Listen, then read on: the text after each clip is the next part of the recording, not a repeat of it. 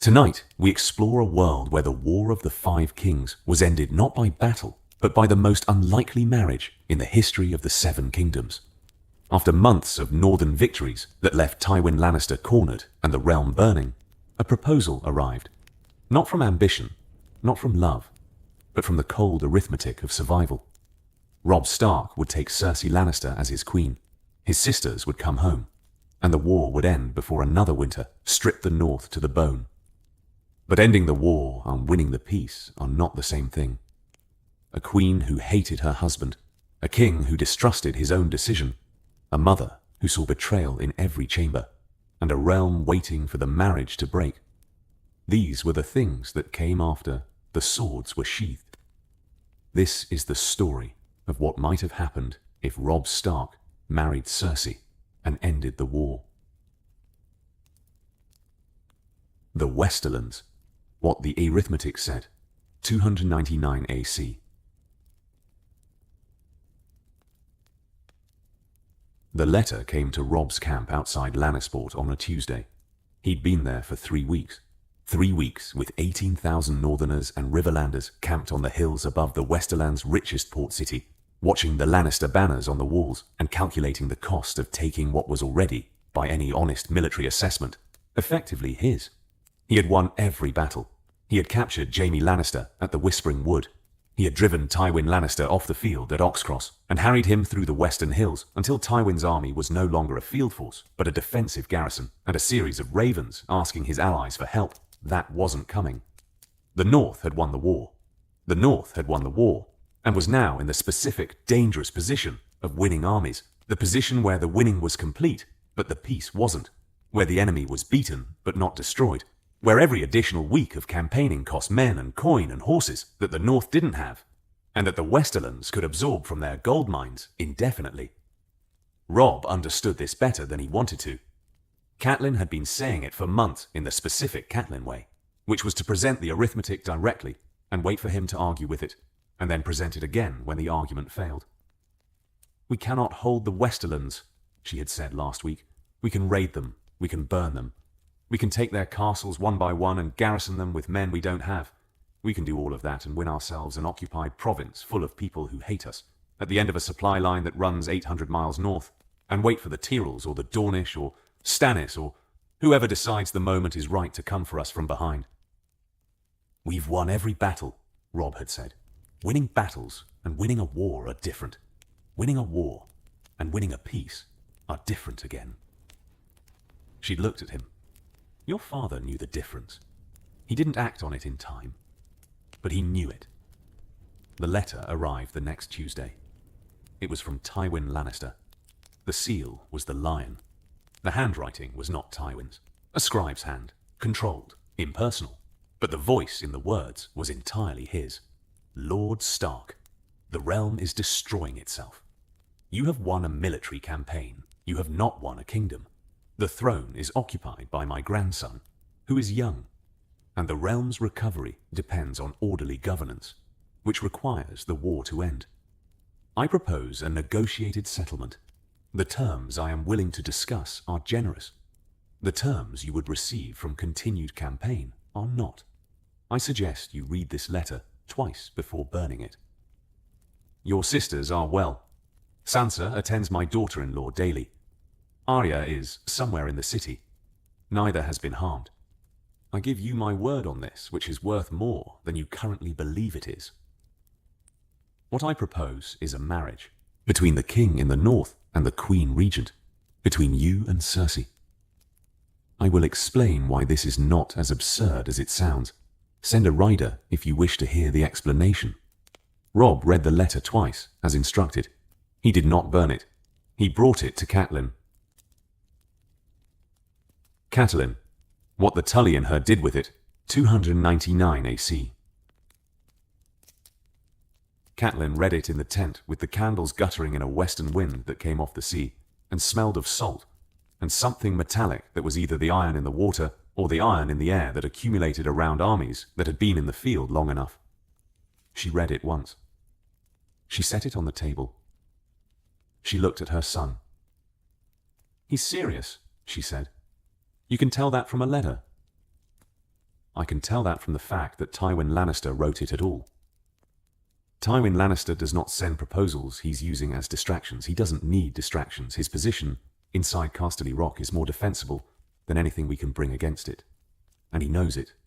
And we know it. And the fact that he's offering anything rather than simply waiting us out means he's calculated that the offer is better than the wait. Robb sat down across from her. He's offering Cersei, he said. He's offering peace with a Cersei-shaped bow on top. She looked at the letter again. What he's actually offering is legitimacy, your claim to the throne, which you've declared, but which the South has not accepted, and which the Tyrells in particular have been watching with the comfortable neutrality of people who benefit from both sides, exhausting each other. Your claim becomes real the moment you marry into the Lannister bloodline. Cersei is Robert's widow. Cersei is the mother of 3 children who were born outside of... She stopped. You know what Cersei is. I know what she's accused of being. I know what Father believed she was. I've never confirmed it. Jon Arryn confirmed it before he died.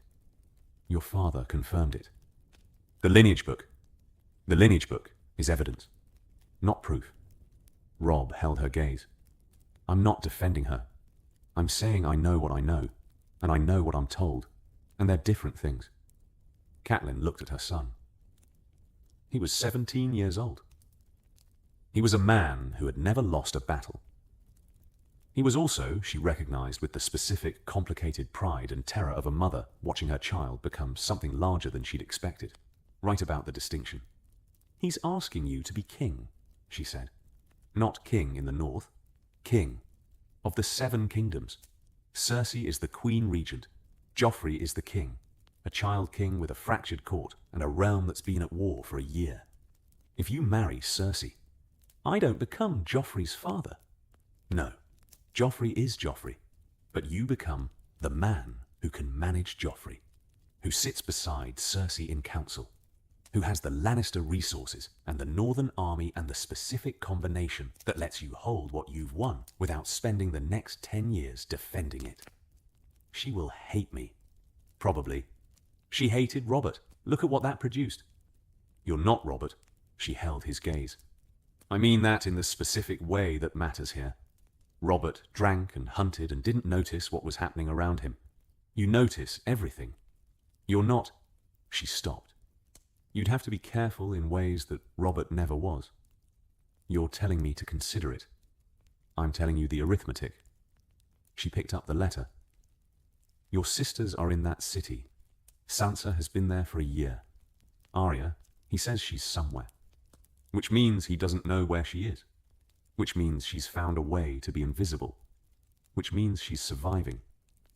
They come home if this happens. She set the letter down. They don't come home any other way. Not without a siege that kills half the city and takes 6 months. Robb was quiet. Grey wind was at the tent entrance, the direwolf's green eyes in the dark outside. Watching. The wolves always knew. They didn't counsel. They didn't predict.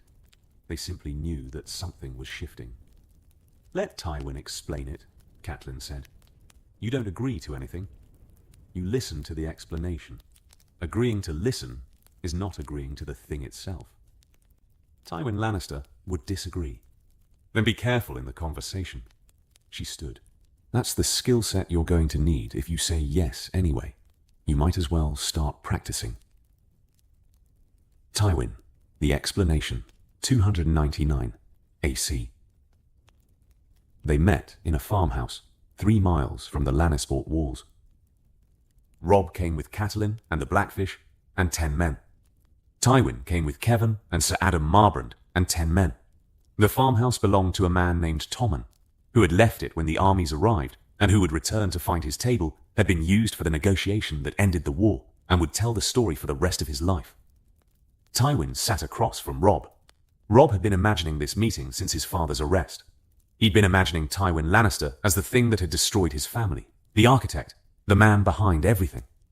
The specific villain that wars needed to have a human face. He'd built that face in his head for a year. The face across the table was old. Not diminished. Old. The specific oldness of a man who had been running a machine for 4 decades, and who had the machine's marks on him. The gold was there, the gold clothes, the gold chain. The Lannister aesthetic that communicated wealth through restraint rather than excess. But the eyes were the thing. Cold and precise. The eyes of a man who looked at everything and classified it before deciding whether it was worth his further attention. Tywin was classifying Robb. Robb let him do it. "You came," Tywin said. "You offered an explanation. I came to hear it. You came because your mother is intelligent and because you have enough of her in you to listen before you decide." He glanced at Catelyn. "Lady Stark, I hold the arrest of your husband against circumstance rather than design. It was not how things were intended to proceed." "Lord Tywin," Catelyn said. "The explanation, if you please." He looked at her for a moment. "Then, the realm is broken. This is not a northern victory or a Lannister defeat. It is a condition. The Reach has not committed. Stannis is alive and claims the throne. The Riverlands are wrecked. The Vale is neutral. The Iron Islands are raiding the North's coast as we sit here." He folded his hands. "Every one of those problems gets worse if this war continues. Every one of them becomes manageable if it stops. It stops when Joffrey abdicates, or surrenders," Robb said. "Joffrey will not abdicate. He is 13 years old, and he is angry, and he has Kingsguard, and he believes he is right." Tywin held his gaze. "I can manage Joffrey. I have been managing Joffrey for a year. What I cannot do is manage Joffrey and a northern army and a Greyjoy invasion and Stannis Baratheon simultaneously. I am capable of many things. I am not capable of all things at once." "What do you get from the marriage?" Robb said. "Not what do I get. What do you get?" Tywin's eyes sharpened almost imperceptibly. The North swords behind the Lannister position. The specific credibility that comes from the king's enemies becoming the king's allies. The end of the supply problem that's been killing my Riverlands garrison. He held the gaze. "And someone managing my daughter who is not me. Someone she'll fight. Someone she'll fight, and who will survive the fighting." A pause. "You are not Robert Baratheon. I am aware of that. My daughter is also aware of that. Whether she appreciates it is a separate question." Robb looked at the table. "Joffrey stays king," he said. "Joffrey sits on the throne. The throne does not govern. The small council governs. The Hand governs. If you become Hand, I'm not becoming Hand." Tywin looked at him. "No, you wouldn't." A very brief pause that was Tywin revising. "Your uncle then, the Blackfish, has the reputation. Discuss that later, if there's a later." Robb held the gaze. "My sisters. Returned to Winterfell before the wedding. On a ship, escorted by Lannister guards who answer to me personally, with enough gold to rebuild whatever those Ironborn burned." Catelyn's breath caught. Robb didn't look at her. "My father," Robb said. Something moved across Tywin's face. Not emotion, the specific facial adjustment of a man encountering a variable he had anticipated and prepared for. "Your father took the black. The Watch's vows are not the same as a prison sentence. A pardon exists. A king can issue one. Joffrey will not. You manage Joffrey." Robb held his gaze. "If I marry Cersei, I'm not asking you for a favor. I'm asking for a term. The pardon for Eddard Stark goes into the document, or the document doesn't get signed." Tywin held his gaze for a long time. The farmhouse was quiet. Outside, horses shifted, and the wind came off the sea. And somewhere in the distance, a gull called in the specific, indifferent way that seabirds called, as if the world's crises were not their concern. "I will obtain the pardon," Tywin said, "before the wedding." Before the wedding. Robb looked at the table, at the wood grain of a farmer's table in a farmhouse 3 miles from Lannisport. This was where the war ended. Not on a battlefield. In a room that smelled of old bread and horses, across from a man who had helped destroy his family, and who was now offering to put some of it back together because the arithmetic was better this way. "I want to speak to Cersei before I agree," Robb said. For the first time, something passed across Tywin Lannister's face that was not calculation, but was something adjacent to it. The thing that happened when a man who expected to be managing every element of a negotiation was informed that one element was not his to manage. "That will need to be arranged," Tywin said. "Arrange it." Cersei. What she thought of it. 299 AC. Tywin told her himself. He came to her solar in the Red Keep on the morning after the parley, and he sat across from her, and he told her what he'd proposed, and why, and what the terms were, and what the timeline looked like. And Cersei listened to all of it with the specific expression she kept for things her father presented as decisions while performing them as conversations. When he finished, she said, "No." "Cersei, no." She stood. The solar felt small. The Red Keep felt small. Everything felt small in the specific way that things felt small when a trap was closing on you, and the trap was made of gold and bore your father's seal. "I will not marry a barbarian northern boy who's been trying to kill my son for a year. He has been trying to remove your son from a throne your son has no legal right to occupy," Tywin said. "The distinction matters." "The distinction?" She stopped. "Are you really saying this to me? In this room? You are really sitting in my solar, telling me that Robb Stark's claim is legitimate? I am telling you that Robb Stark's claim is sufficiently credible that he has been winning every battle for 8 months, and that the realm's recovery requires the battle winning to stop." He held her gaze. The Tywin gaze, the one that said, "I have made the calculation, and you have not, and your feelings about the calculation do not alter the calculation. You will marry him. Robert was bad enough. Robert was a drunk and an oaf, and he hunted everything and he hit me twice." She stopped. She had not meant to say that. The hitting.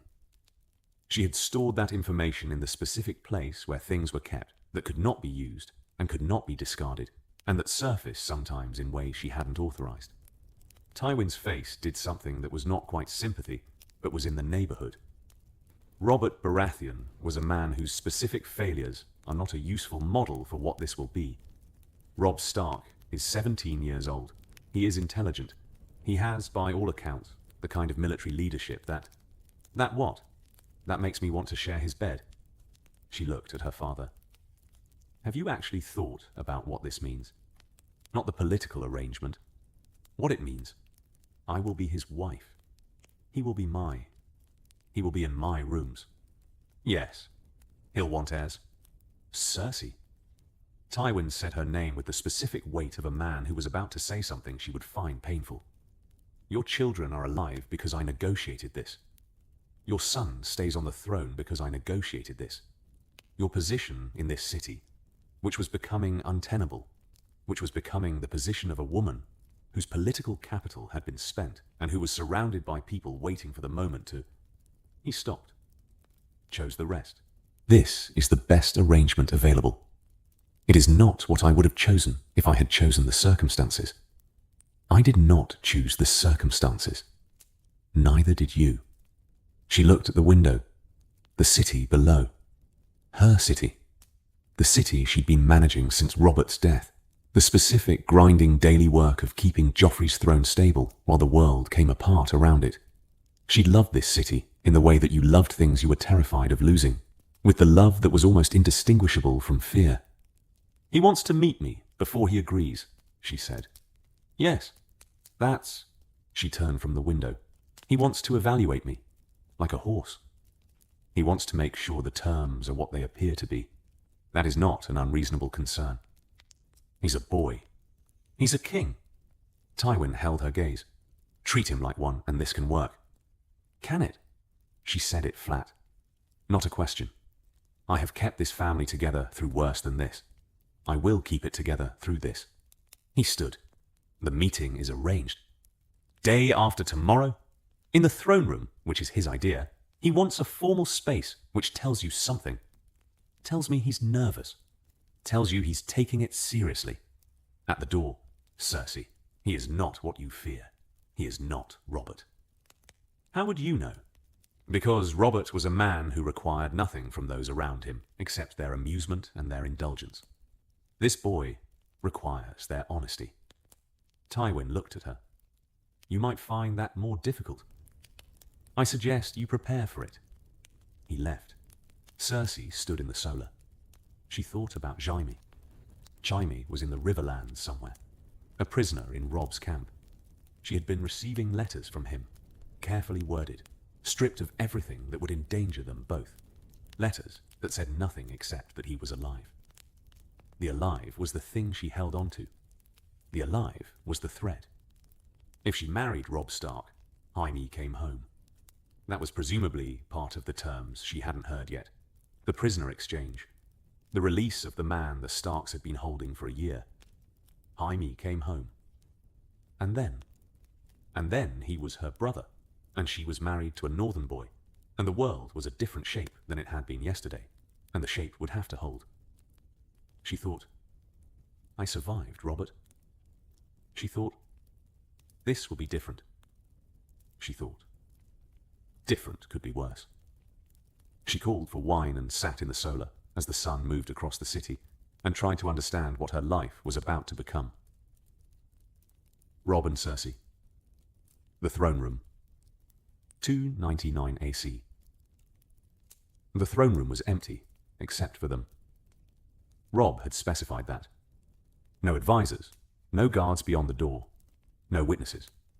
He'd specified it, and Tywin had granted it, and the granting had been its own communication. Tywin trusting his daughter to manage a conversation without supervision, which was either confidence or resignation. Cersei was waiting when Robb arrived. She was standing at the foot of the Iron Throne steps, not sitting in it. The Kingsguard's position, not the Queen's. The placement of someone who had arrived early and who had decided not to claim the obvious position. She was wearing green, the Lannister green that matched her eyes. The specific Cersei decision to communicate through clothing, because clothing was the one domain that couldn't be negotiated away.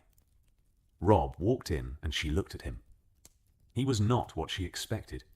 She had expected, without meaning to, Robert. She'd been building the man she was going to meet out of the pieces she had. Warrior, northern, young, victorious.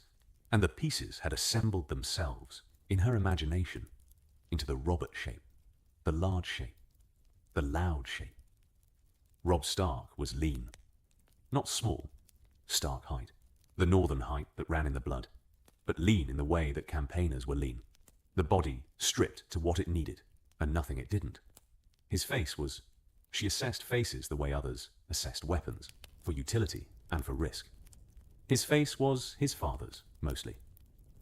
She had met Ned Stark twice in Robert's court, and the meeting had left an impression not of the man himself, but of the quality he radiated, which was, this person means what he says.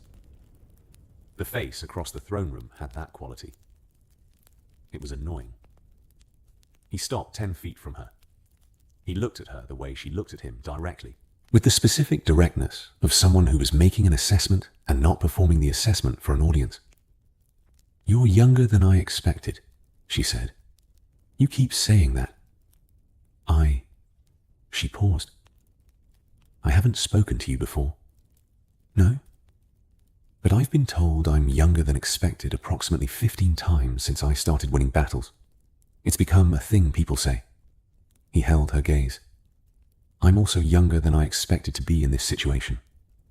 We have that in common. She didn't know what to do with that. It wasn't charming. It wasn't performed as charm. But it had the effect of reducing the distance in the room without pretending the distance wasn't there. She filed it. You want to know if I'll cooperate, she said. I want to know what cooperation looks like to you. It means different things to different people. To me, it means staying alive and keeping my children alive. She held his gaze. That's what cooperation has meant to me for 20 years of being in rooms full of men who wanted something from me. I cooperate in exchange for the people I love being safe. Your children are safe. My children are safe, while you say they're safe. The moment you say something else, they're not. She looked at him. I am not being difficult. I am telling you the specific thing that I will require for this to function. Which is, the assurance about my children is not political language. It is a condition. It's in the terms, Robb said. In writing, Joffrey retains the throne. Tommen and Myrcella are not treated as hostages or evidence.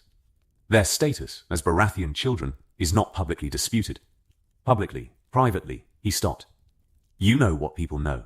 I know what people know. Neither of us can unknow it. The question is whether the knowing becomes official. She looked at him. You're smarter than your father, she said. It landed differently than she intended. His face changed, not dramatically, the controlled Stark change. The mention of Ned Stark in this context produced something that was not hurt exactly, but was in the territory. My father was the smartest man I knew, Robb said. He also got himself killed by being smart in the wrong language. He held her gaze. I'm trying to learn from the difference. You sent him to the wall. He's alive. That was the negotiation. He took the black. That was the price. But alive. He paused. He's my father. I would prefer him here. He would prefer to be here. We're both managing the gap between preference and available. She looked at him for a long time. Do you have anyone you love? She asked. The question wasn't political. It came out before the political version of it arrived, which meant it was the real question. She watched his face. My family, he said. That's not what I asked. I know. He was quiet for a moment. There was a woman, a healer, south of here. I was wounded. It was not. He stopped. Nothing happened. The war was more important. I told myself that. He held her gaze. You asked because you wanted to know if I was capable of it. I asked because I wanted to know if I was marrying a man who already regretted it, or a man who hadn't yet. Neither, he said. I'm marrying a woman who is capable of ending a war if she chooses to be. Whether she chooses to be depends on whether this room produces something worth choosing. He looked at her directly. I'm not going to pretend this is something it isn't. I'm not Robert. I'm also not going to pretend you're not Cersei Lannister. We are what we are, and we're going to have to work with it. She studied him. You're going to be watched, she said. Every move you make in this city is going to be catalogued by every lord who thinks they know what you are, and every servant who thinks they know what I am. There are people in this city who will destroy this marriage before it's established if they find the right lever. Who? Littlefinger. He benefits from instability. He has built his entire position on managing the gap between what the court believes and what is true. She held his gaze. He pointed your father at the evidence about my children. He did that not because he cared about the truth, but because a Stark with that information was useful to him. He will do the same to you. You're warning me. I'm protecting my children. If this marriage fails because someone burns it down in the first month, my children lose their protection, and I lose mine. She looked at him. This is not warmth. This is survival. I want you to know the difference from the start, so you don't confuse them later. I appreciate the clarity, Robb said. And he did. She could see it. Not gratitude. Recognition. The specific recognition of a man receiving information and registering it as useful. Anything else? Don't touch me without invitation. I wouldn't. Most men say that. She held his gaze. Robert said it too. I'm not Robert. He said it without inflection. Not defensively. As a statement. How many times will I need to say that before you stop bracing for him? She looked at him. I don't know yet, she said. It was the most honest thing she'd said in a year. He nodded. Once. The stark nod that communicated. Received. Filed. Accepted without requiring more from the moment. The wedding is in 3 weeks, he said. My sisters arrive in 2. The terms are being drafted now. He turned to leave. At the door. I'll send word to Jaime. He'll be released to your custody the week after the wedding. Not before. It's a sequencing thing. My lords need the timeline in the right order. You're keeping him as insurance until the wedding happens. I'm keeping the negotiations structured. He looked at her. For what it's worth, he wasn't mistreated. He complained constantly, but he wasn't mistreated. She almost laughed. She did not laugh, but the almost was there. Ned. The wall. What he received. 299 AC. The Raven reached Castle Black on a Tuesday. Ned was in the yard when Maester Eamon's assistant brought it. A young boy who ran with the specific urgency of someone who had been told the message was important, and who was communicating the importance through his legs. Father, the terms are settled. I'm marrying Cersei Lannister. The war ends. Sansa and Arya come home. Your pardon is included in the terms. The black is your choice to keep, not a sentence anymore. I need you to know I made this decision with Mother's counsel and my own. I won't ask you to approve it. I'll tell you about it and let you think what you think. I love you. Robbie. He read it twice. He folded it. He stood in the yard at Castle Black with the wind coming off the wall and thought about his son. He thought, Cersei Lannister. He had known Cersei in the specific way that a hand knew a queen. The political knowledge, the assessment of capability and danger. She was capable. She was also one of the people who had contributed to the circumstances that had sent him to the Black Cells and from there to the Wall. The specific chain of events was long, and Cersei was not at the start of it, but she was in it. His son had married her to end the war. He went to Maester Aemon. The old man was in his cell, which was where he always was, the specific stillness of the ancient and the blind. He heard Ned come in, and he turned his face toward the sound. Robb Stark's marriage, Aemon said. Word travels fast. Ravens travel fast. The Watch's ravens are notably efficient. Aemon folded his hands. What do you think? I think my son is 17 years old, and he has made a decision that will affect the next 50 years of the realm and that cannot be undone. Ned sat. I think he made it with clear eyes, which is what I would have wanted for him. But he's 17, and I'm his father, and the instinct to... He stopped. The instinct to protect him from consequences I can see from here is still present, even when the consequences are the ones he chose. That's not a useful instinct to act on, Aemon said. I know. Ned looked at the candle on the table. Cersei Lannister. She was Robert's wife. She, in this court, in this arrangement, she is going to be the most powerful woman in the Seven Kingdoms, and she has been operating in the South's political environment since she was 16, and my son has been operating in it for a year. You're worried she'll outmaneuver him. I'm worried about the specific version of this where she does exactly what the Lannisters have always done, which is let you win, and then slowly convert the winning into their winning. He held the candle's gaze. And I'm worried about what happens to him as a person inside a marriage with a woman who has been treated by powerful men as an instrument since before she could understand what was happening. He held the candle. I don't want my son to be the next in that line. Not because I love Cersei Lannister. I don't. But because that's not who I raised him to be. Aemon was quiet for a moment. Your son freed you, Aemon said. The pardon. I know. He freed you and then sent you a letter about his marriage rather than commanding you south. He gave you the choice. He did. A man who gives his father the choice has been paying attention. Aemon folded his hands. The boy you raised is not the thing you're afraid of him becoming. Ned sat with that. He sat with it for a long time. He wrote back that night. Robb, I understand the terms. I understand why.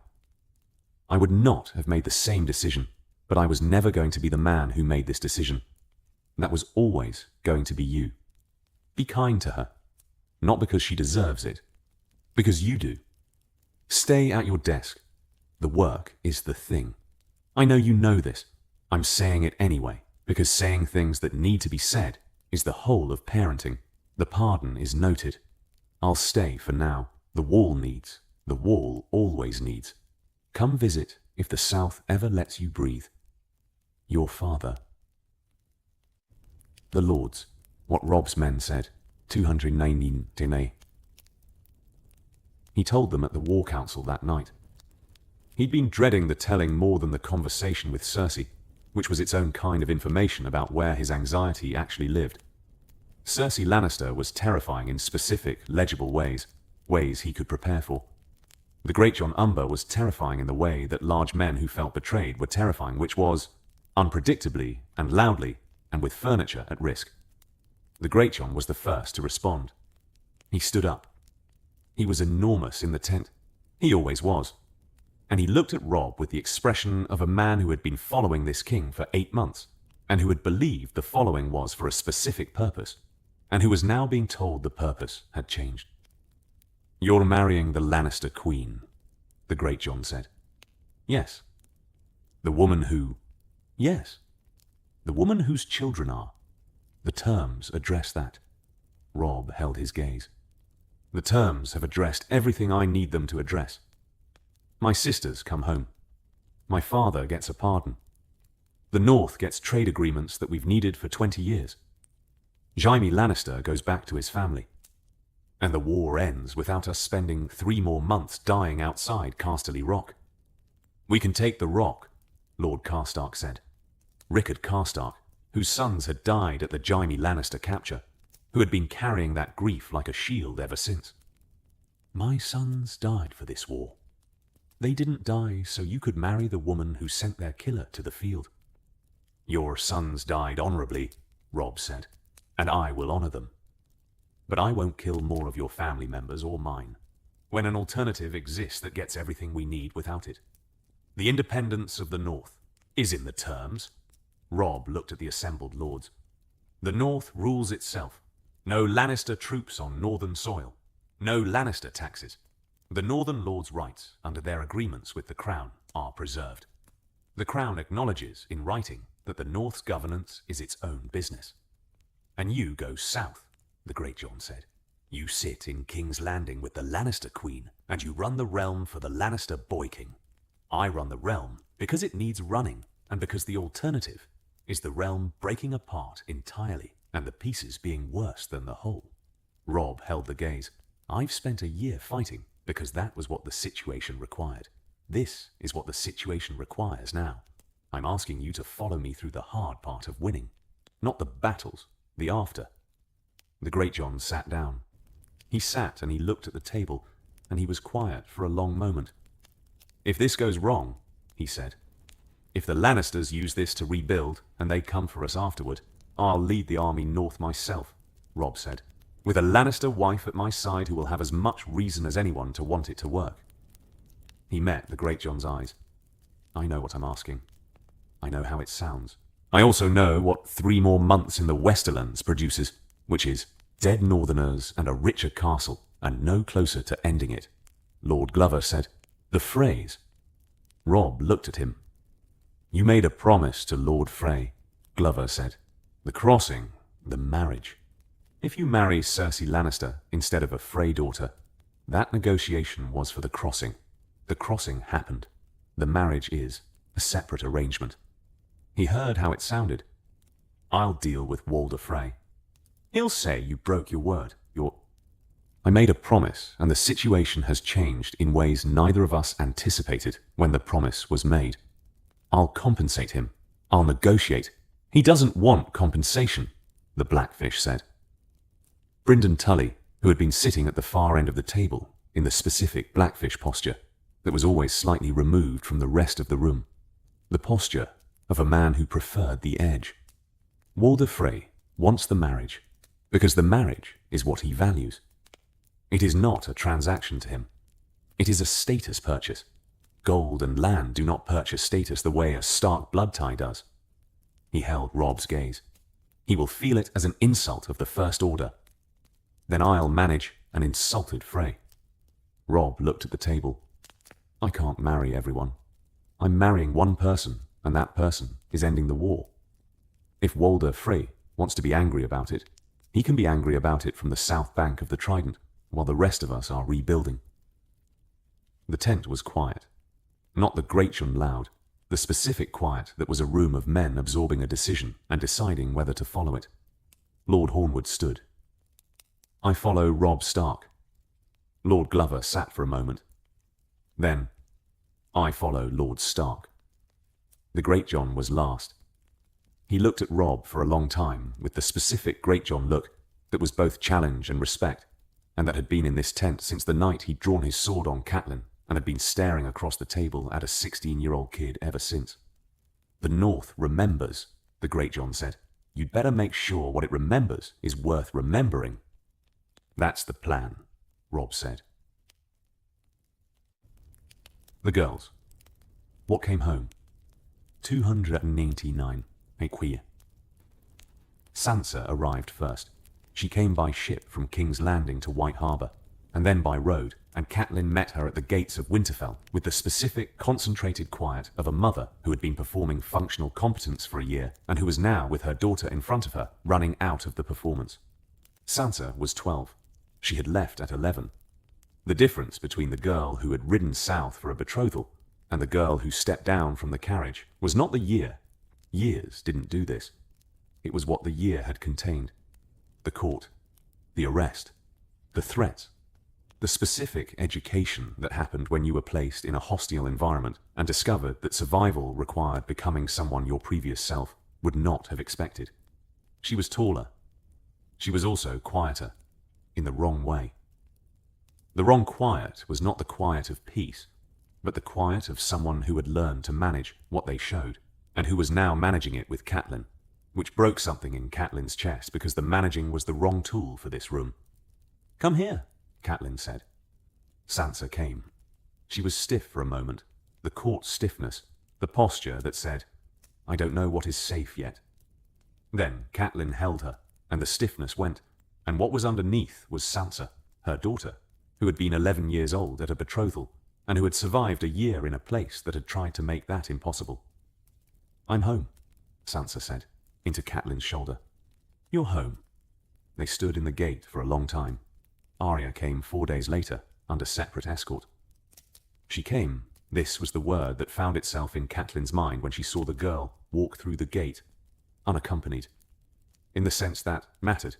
She was in a group of people who were with her, surrounding her, and she was nonetheless operating as if she were alone, in a way that was entirely Arya, and that was also entirely new. A version of the Arya quality that had existed before the war, and that had been intensified, concentrated.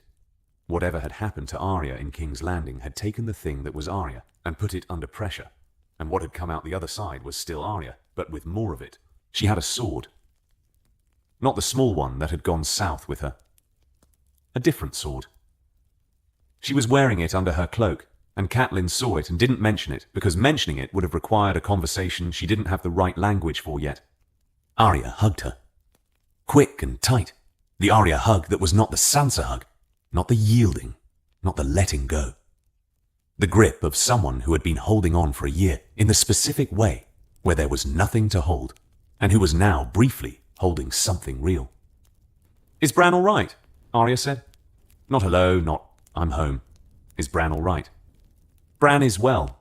He's been learning. She stopped. The Bran question was complicated. The Bran answer was complicated.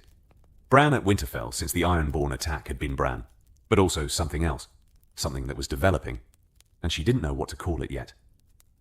He'll tell you himself. Rickon? Rickon is with Osha. Safe. Arya stepped back. She looked at Catelyn with the eyes that were Ned's eyes, the grey, the stark grey, the specific colouring that showed up in this family, and that hit Catelyn in the chest every time she saw it in her children's faces. Is Robb really marrying the Queen? Arya said. He is. That's the stupidest thing I've ever heard. It ends the war, Catelyn said. Lots of things end wars. She looked past Catelyn at the castle, at Winterfell, the grey walls, the steam from the hot springs, the specific sensory identity of a place that had been the whole world for most of her childhood. I'm going to find Bran. She walked past Catelyn into the castle. Catelyn watched her go. She thought, she's all right. She's not fine. She's not the girl who left. But she's all right, which is what matters, which is what she asked for when she prayed in the Sept of Baelor and in the Godswood and in every moment of the past year when she allowed herself to pray rather than manage. The girls were home. That was the first thing the marriage had brought. The wedding. What it cost to stand there. 299 acres on keyboard. The wedding was in the Great Sept of Baelor. This was Tywin's doing.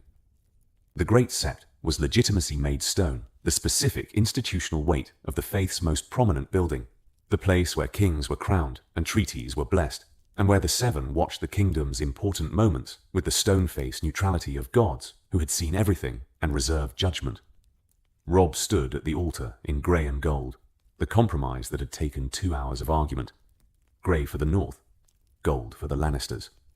The Lannister tailor who had made the doublet had done something clever with it, threaded gold through grey in a pattern that was Stark from a distance and Lannister up close, and Robb had looked at it and said, "That's going to be the whole marriage, isn't it?" And the tailor had not answered, because that was not a question for tailors. The sept was full. Not warmly full. The court had come because the court came to these things, and because the alternative to attending the wedding of the new most powerful man in the realm was a specific kind of visible statement that nobody wanted to make on the record. They came and they watched, and the watching was the specific court watching, where everyone was evaluating simultaneously the match, the parties, the power dynamics, the specific architecture of the new arrangement, and where each of them fit in it. Cersei came down the aisle in red. Not Lannister crimson, a darker red, the specific choice of a woman who was making a statement about what she was bringing to this and what she was not. She walked the way she walked everything. Like the floor was hers and she was permitting it to be walked on.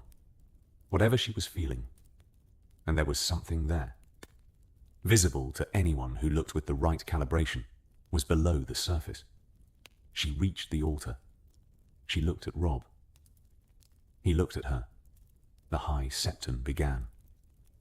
Robb listened to the words and thought about the specific mechanics of what he was doing. He was tying himself to this city and this family and this woman and this throne.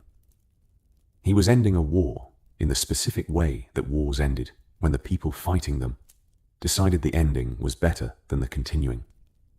He was also standing in a building that had been the last place his father had been publicly visible before his life changed completely. And the building carried that history in its stone. And Robb felt it. I am Robb Stark, Lord of Winterfell, King of the North. And I take this woman. He said the words. Cersei said the words. Her voice was clear and controlled, and entirely without the performance of joy that weddings usually demanded, and that nobody in this building expected from her. She said the words as facts. I take this man. I take him as my husband. I will be his lady. When the cloak, the grey and gold cloak, the Lannister Stark compromise that the tailor had made, was placed on her shoulders, something crossed her face. It was not a good thing. It was not a bad thing.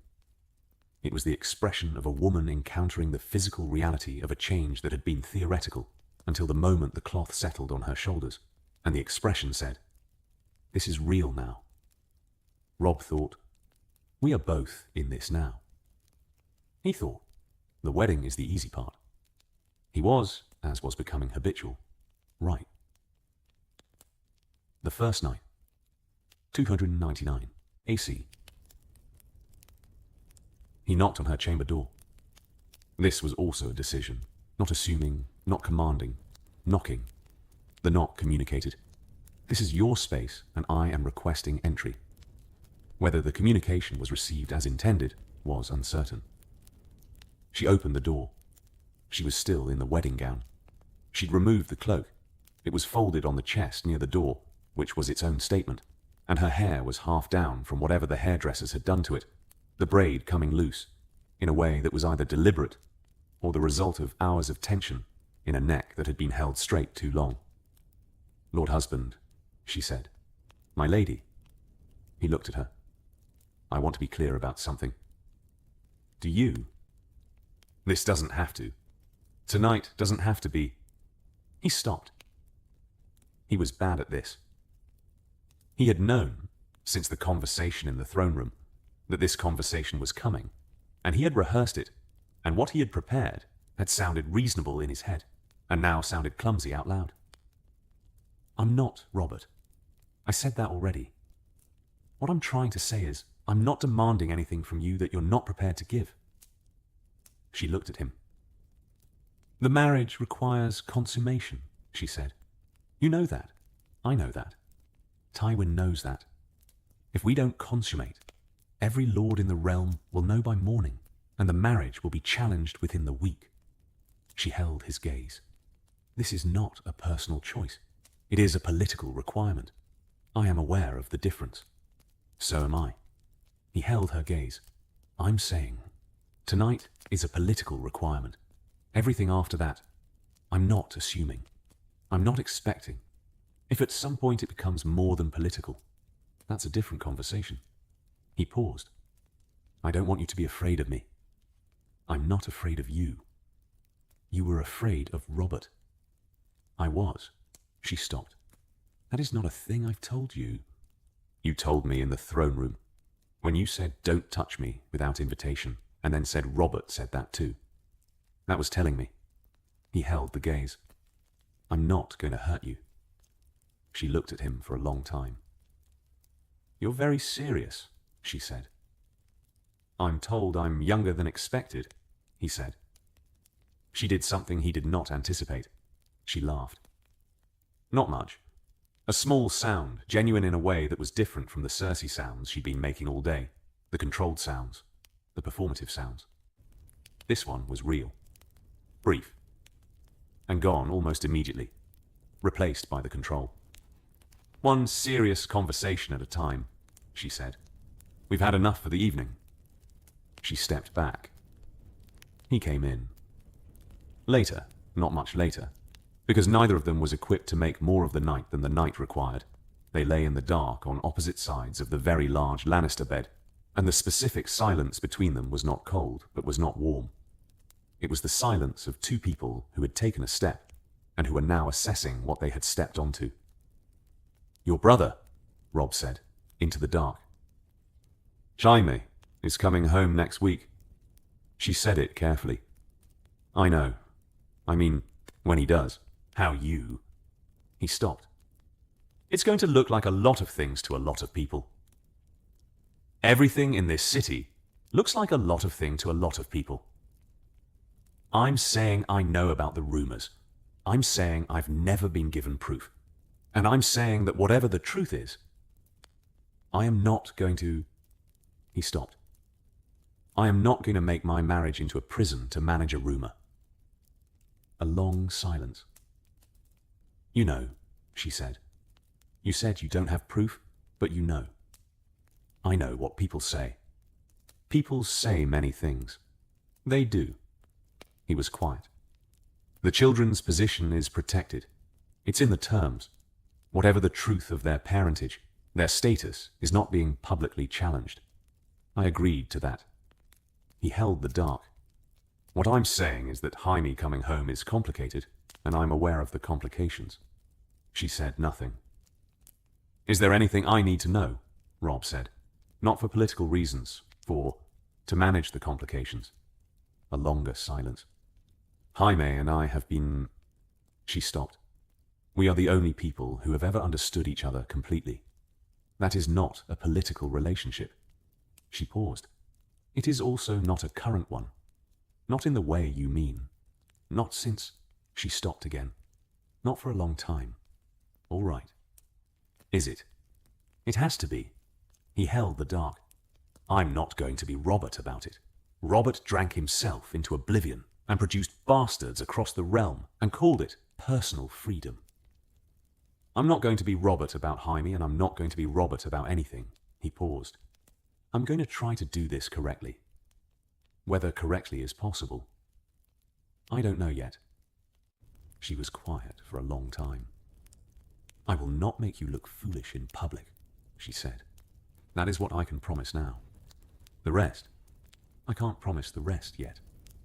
That's enough for now, Robb said. The dark, the silence, the specific quality of a night that had been the beginning of something that neither of them understood yet, and that was going to require more from both of them than they currently had available. They slept, eventually. Not easily, but they slept. King's Landing. The first weeks. 299 AC. He moved into the Red Keep with 12 Northern Guardsmen and Grey Wind. The Guardsmen were a political statement.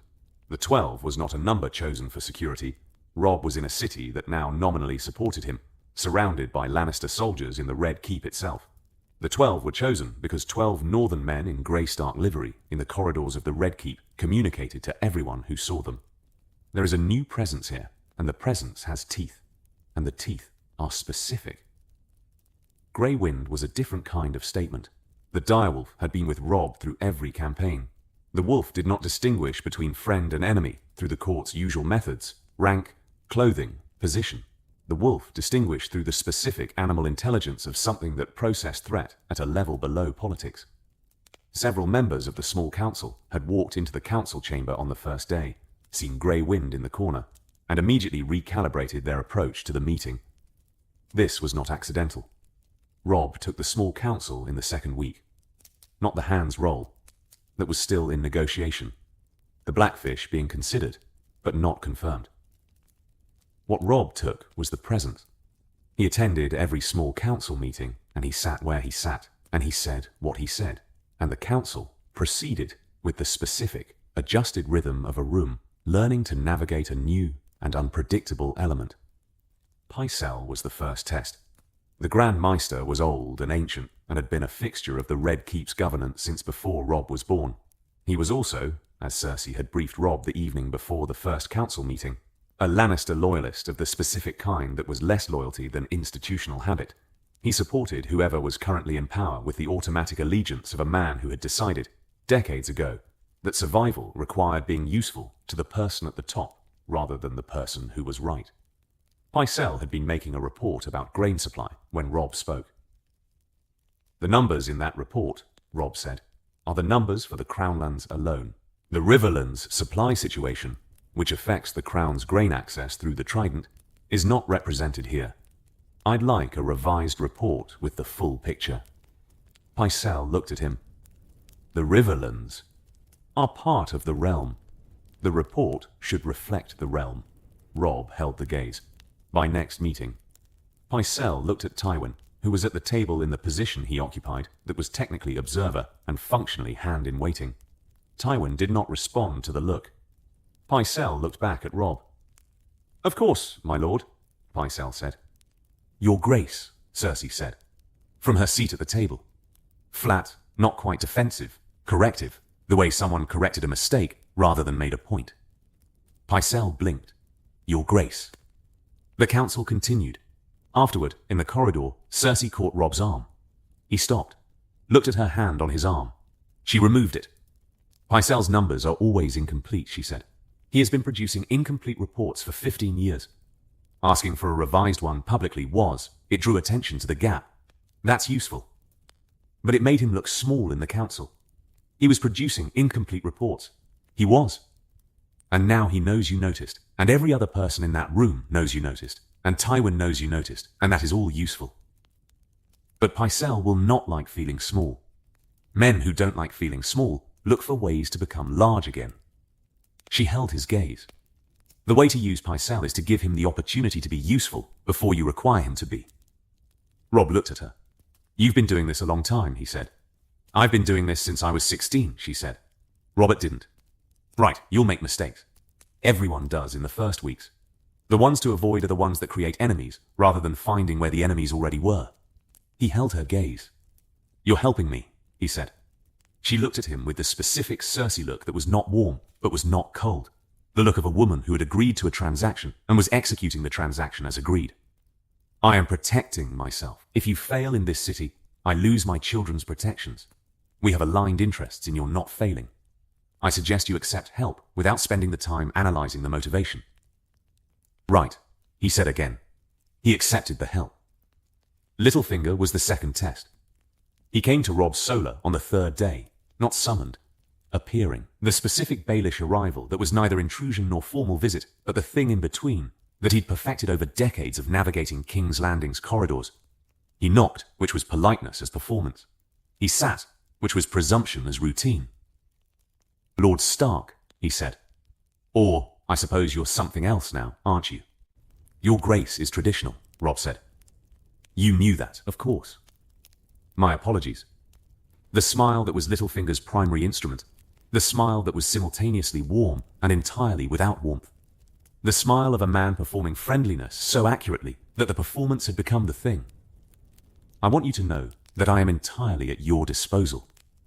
My position as Master of Coin is being reviewed," Robb said. Baelish paused. A small pause, the kind that processed rather than emoted. "Reviewed. The Crown's finances are complicated. The debts. The specific way that money has been moving through the treasury. I have a northern lord who is good with numbers coming to review the books. Robb held his gaze. He'll have questions. When he does, he'll ask you. You're looking for irregularities.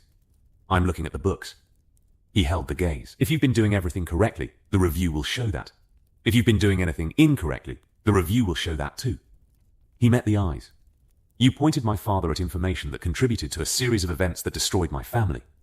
I know this because my father told my mother before he left for the wall, and my mother told me. I am going to be very careful about how I use this information publicly because the political implications are complex. I am going to be very simple about how I use it personally, which is your access to my counsel, my finances, and my private chambers is zero. Baelish held the gaze. That's direct, he said. I'm from the north. He held the gaze. When my lord father reviews the books, I expect full cooperation.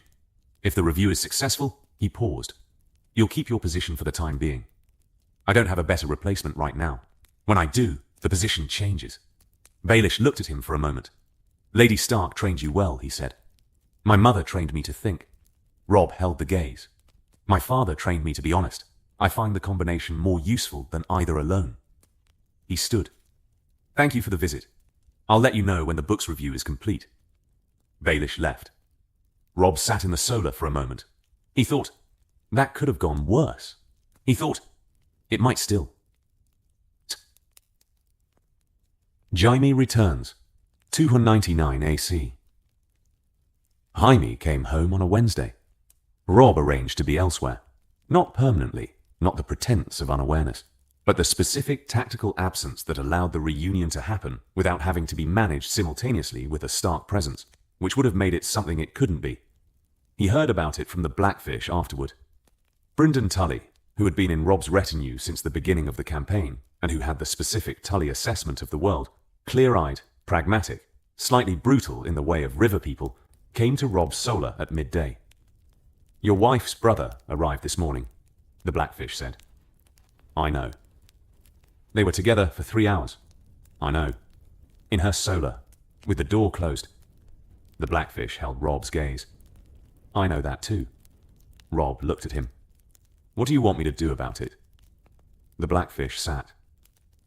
I want you to tell me what you actually think is happening and whether you've thought about what your lords will think is happening, and whether those two things are different. They're different, Robb said. What I think is happening is, my wife and her brother, who are the only people who have ever fully understood each other, are in a room processing what the last year has cost both of them. What my lords will think is that my wife is in a room with the man He stopped. With the man the rumors specify. Yes. And you want me to be concerned about that? I want you to manage it, the Blackfish said. You can be unconcerned privately. Publicly, the management matters. Robb looked at the table. I told her I wasn't going to be Robert about Jaime, he said. I meant it. Robert made everything worse by not paying attention and then paying the wrong kind of attention. I'm not going to install guards on my wife's door. I'm not going to interrogate her about her brother. He held the Blackfish's gaze.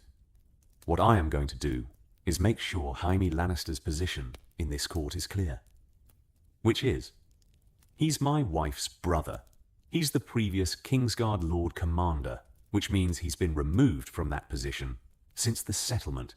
He's a Lannister whose family has just entered into a peace agreement with the Starks. He looked at the table. He's a problem that I deal with by being present rather than paranoid. You're going to charm Jaime Lannister. I'm going to meet Jaime Lannister and let him decide what he thinks. Whether that's charm or not is up to him. He held the gaze. He's going to hate me. He's going to hate me. Because I'm sitting in the role his family built, and because I'm married to his sister, and because the war ending, the way it ended was not what he'd have chosen. That's fine. I can work with hatred. Hatred is legible. The Blackfish looked at him. Your father would not have handled it this way, he said. My father, Robb said, was right about almost everything, and dead. I'm wrong about some things and alive. The difference is in the method. They met in the training yard. not arranged. Robb had been doing his morning training with the Northern Guards, and Jaime had found the yard, which meant Jaime had sought him out, which was its own kind of information. Jaime Lannister, without the white cloak, was still Lannister. The gold hair, the eyes, the specific physical quality of a man who had been the best swordsman in the realm for 20 years, and who carried the knowledge of it in the way he moved. He was also thinner than he should have been, the year of captivity visible in the hollows, and he was missing his sword hand. The hand was, Robb had heard about it. It had happened during transport, some incident in the Riverlands that the reports called an accident, and that the Blackfish called deliberate, and it had produced the specific transformation of a man whose entire identity was built around a physical capability that no longer existed. Jaime stood at the edge of the yard and watched Robb finish a bout with Daisy Mormont, who had come south as part of the northern retinue, and who fought with the northern poleaxe style that was enthusiastic about hitting things. Robb caught his breath and looked at Jaime. "Kingslayer," Jaime said. "That's not—" "No. You," Jaime nodded at him. "They're calling you that. In the taverns. Kingslayer's husband. The man who married the Kingslayer's twin. The North doesn't know whether to make you a hero or a joke. The North will figure it out," Robb said. "Will it?" Jaime looked at him. The Jaime look, direct, assessing, carrying the specific quality of a man who had spent his life being the most dangerous person in most rooms, and who was now working through what room he was in. "You know what I am. I know what you did at the throne room, when you killed Aerys." Robb held his gaze. "I know what he was about to do. I know that you saved a city and got called a traitor for 20 years. He paused. "I also know you threw my brother out of a window." Jaime was very still. "He's alive," Robb said. "He's in Winterfell. He'll walk." He held the gaze. "I'm not going to pretend that doesn't exist between us. I'm also not going to hold it as a debt indefinitely, because holding it indefinitely is Robert's method, and I've seen where Robert's methods go. Robert's dead. Yes, and his methods outlasted him. Which is the problem with bad methods." Robb held the gaze. "You are the man my wife is closest to in the world. I cannot change that. I can either manage it by being a threat, or manage it by being present. I'm choosing present." Jaime looked at him for a long time. "You're 17, Jaime said. "I'm told I'm younger than expected." Robb held the gaze.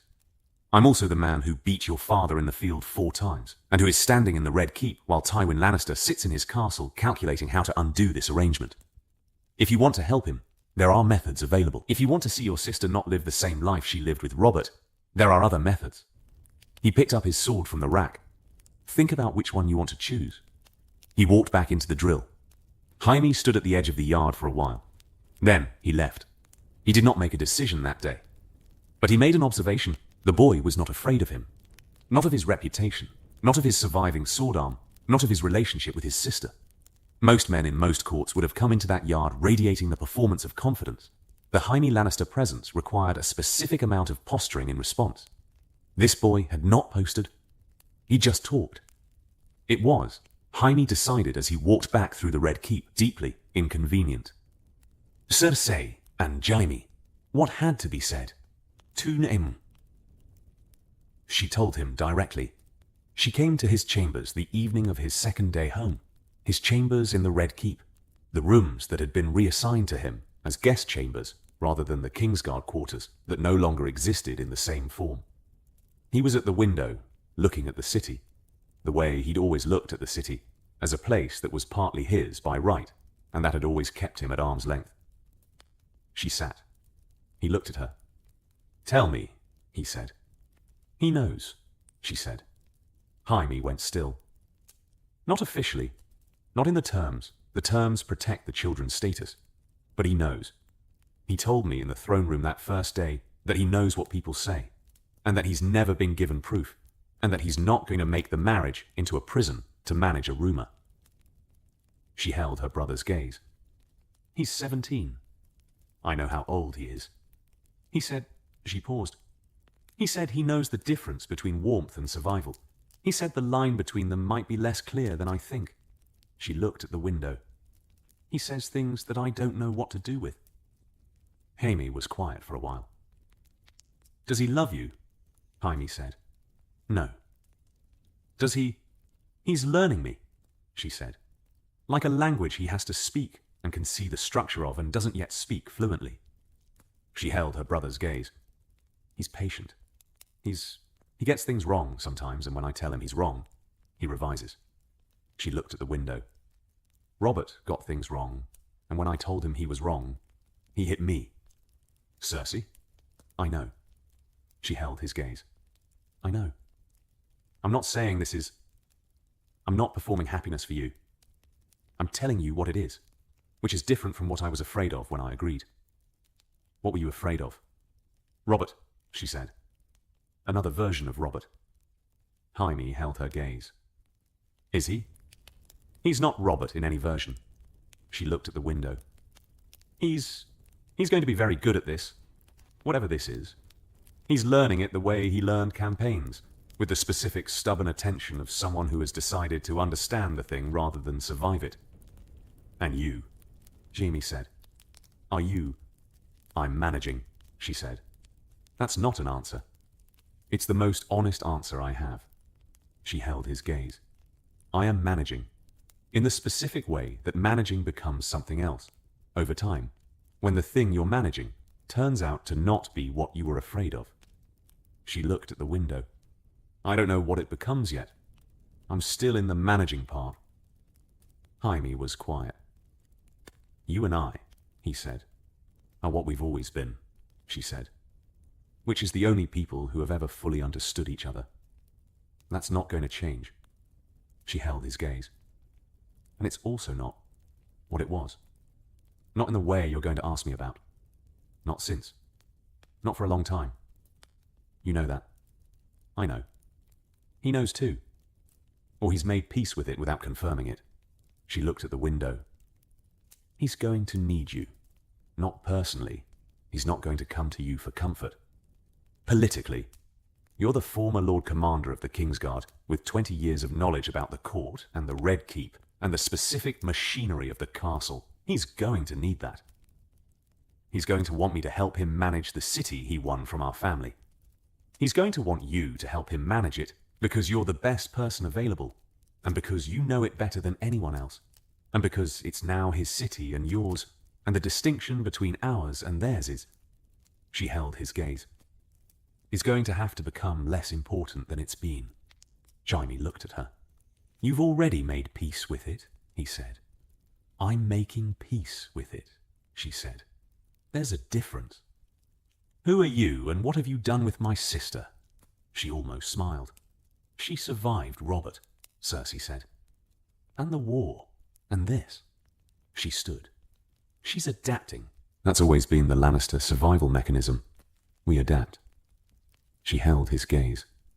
Adapt, Jaime. The family needs us both in this. She left. He stood at the window for a long time. He thought. The boy in the yard hadn't been afraid of him. He thought. That was either extremely stupid or something he hadn't seen before. He thought. I'll find out which. Joffrey. The problem of Joffrey. 299 AC. Joffrey was 13 years old, and he was the king, and he hated Robb Stark. This was not complicated to understand. Joffrey's hatred was never complicated. It was direct, immediate, operating on the surface without the management that most people applied to feelings they understood would create problems.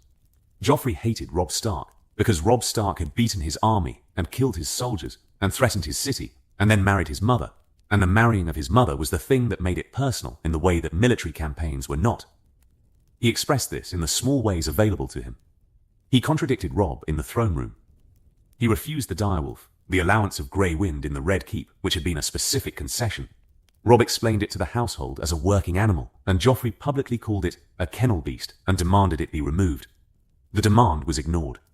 Robb was careful about Joffrey in the way that Cersei had advised, with a specific carefulness that did not produce confrontation, but did not produce deference either. He treated Joffrey as the king while occupying the space that the king was supposed to occupy. This was an approach designed to make Joffrey feel respected and to make Joffrey feel replaced simultaneously, which was not something Joffrey processed well. The breaking point came at a feast in the 3rd week, a feast for the Tyrell delegation, the Tyrells who had been neutral through the war and who were now calculating their position in the new arrangement and who had sent Loras Tyrell as their representative, which was either an insult or a test, and might have been both. Joffrey was drinking wine, more wine than was appropriate. The wine had been happening more often, and the more often was a pattern that Cersei monitored, and that Robb was beginning to monitor, and that the servants were very carefully not commenting on. Loras Tyrell had been seated near Joffrey, and was making the conversation that beautiful, well-trained young men made at feasts, light, practiced, carrying the specific Tyrell charm that the family deployed the way others deployed soldiers. Joffrey had been performing fine until Loras mentioned, in the flowing conversational way of the feast, that he admired the king in the North's recent campaign. Joffrey said, "He's not a king." The table went quiet. Robb was 2 seats away. He heard it. "He's a northern lord who married my mother," Joffrey said. His voice was loud. The wine was louder. "He's not a king. He has a crown because my grandfather decided it was convenient, and because, Joffrey," Cersei said. Not loudly. Precisely, Joffrey looked at her. Cersei looked at him. Something passed between them that was maternal authority, and the thing a child did when it recognized the authority and was fighting the recognition and was losing the fight. His jaw worked. "Because my grandfather decided it was convenient," Joffrey said again, quieter, and then he picked up his wine and stared at the table. Robb held the table's attention for a moment. The entire table, all of them watching to see how this was going to be handled. He picked up his own cup. "The king is right," Robb said. "I'm a northern lord. I have been all my life. The crown is new, and I'm still getting used to wearing it." He held the gaze of the table, not of Joffrey, the table, the audience. "I'm also the man who's going to make sure this realm functions for the next 10 years, which is what matters more than what I'm called while doing it." He held up the cup. To the king. The table held the cup up. Joffrey looked at Robb. It was not gratitude. It was not warmth. It was the specific look of a 13-year-old encountering someone who had handled a challenge in a way that made the challenger look small without visibly humiliating him, and who was working out, in real time, how that had happened. "To the king," Joffrey said. Flat, later that night, Cersei came to Robb's solar. She knocked. He opened. "That was well done," she said. "I've been told to avoid making enemies when I can find where they already are." She almost smiled. The almost. It was starting to appear more often, the specific fractional expression of a woman whose face had learned to show less, and who was discovering that this specific context was not producing the things the training was designed to manage. "Joffrey is going to be a problem," she said. "I know. Not the way he was tonight. That was manageable. But he is going to look for—" She stopped. "He is angry, and he is young, and he has been powerful, and the specific combination of those things means he will look for something to hit back at." She held Robb's gaze. "He is also, under the anger, afraid. He has been afraid since your army crossed the neck. I have been managing the fear since then. The fear makes him erratic. What helps? Winning things." She looked at the dark window. "Give him things he can win. Small things. Tournaments, contests, decisions that feel significant but that don't affect anything that matters. He needs to feel capable." "That's good parenting advice," Robb said.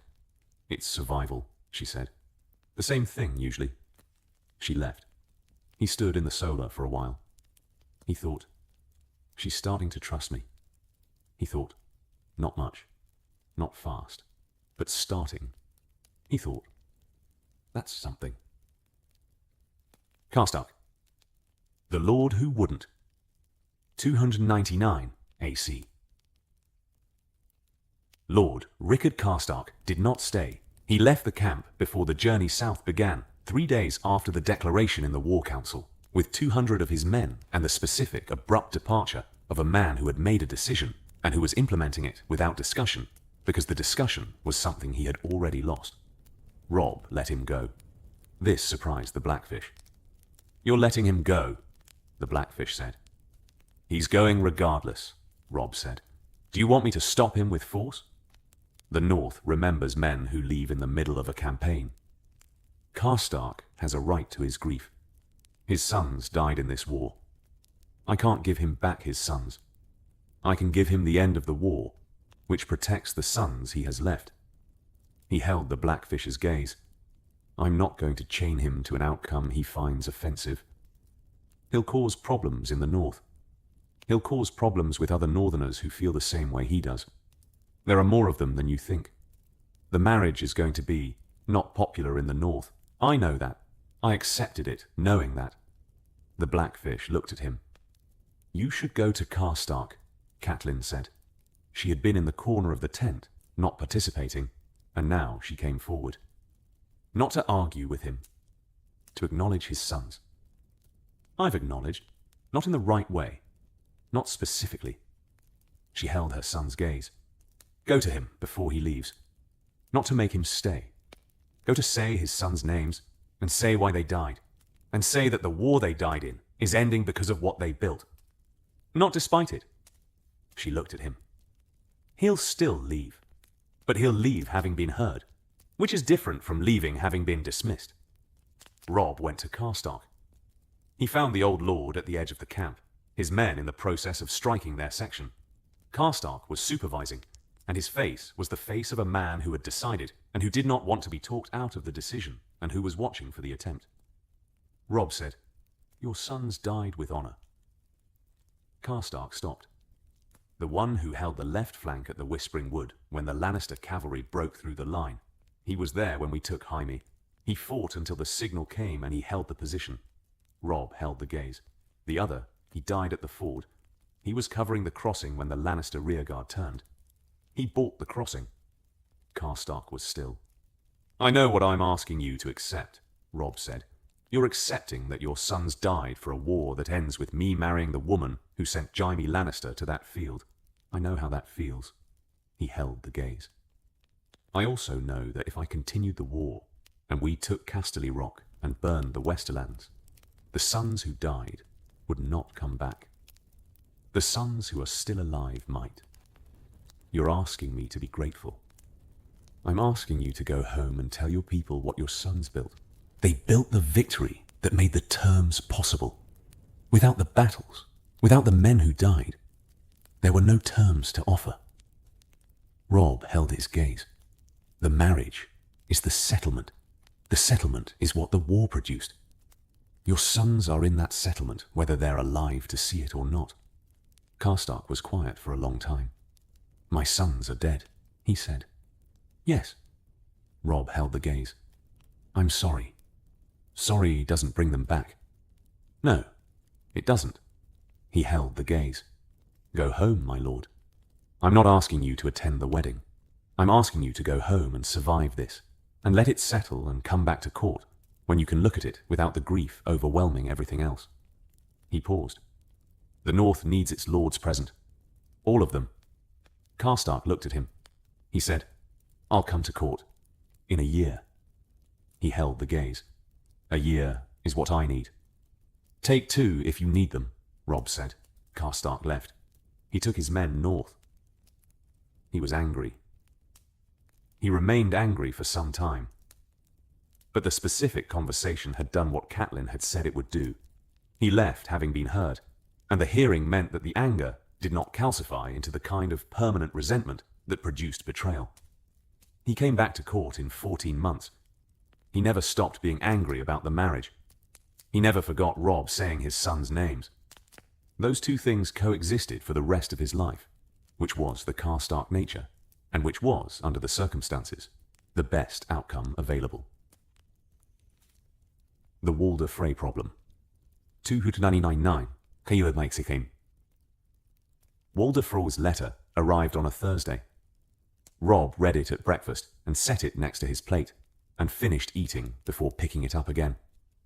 The letter was not long. Walder Frey did not write long letters.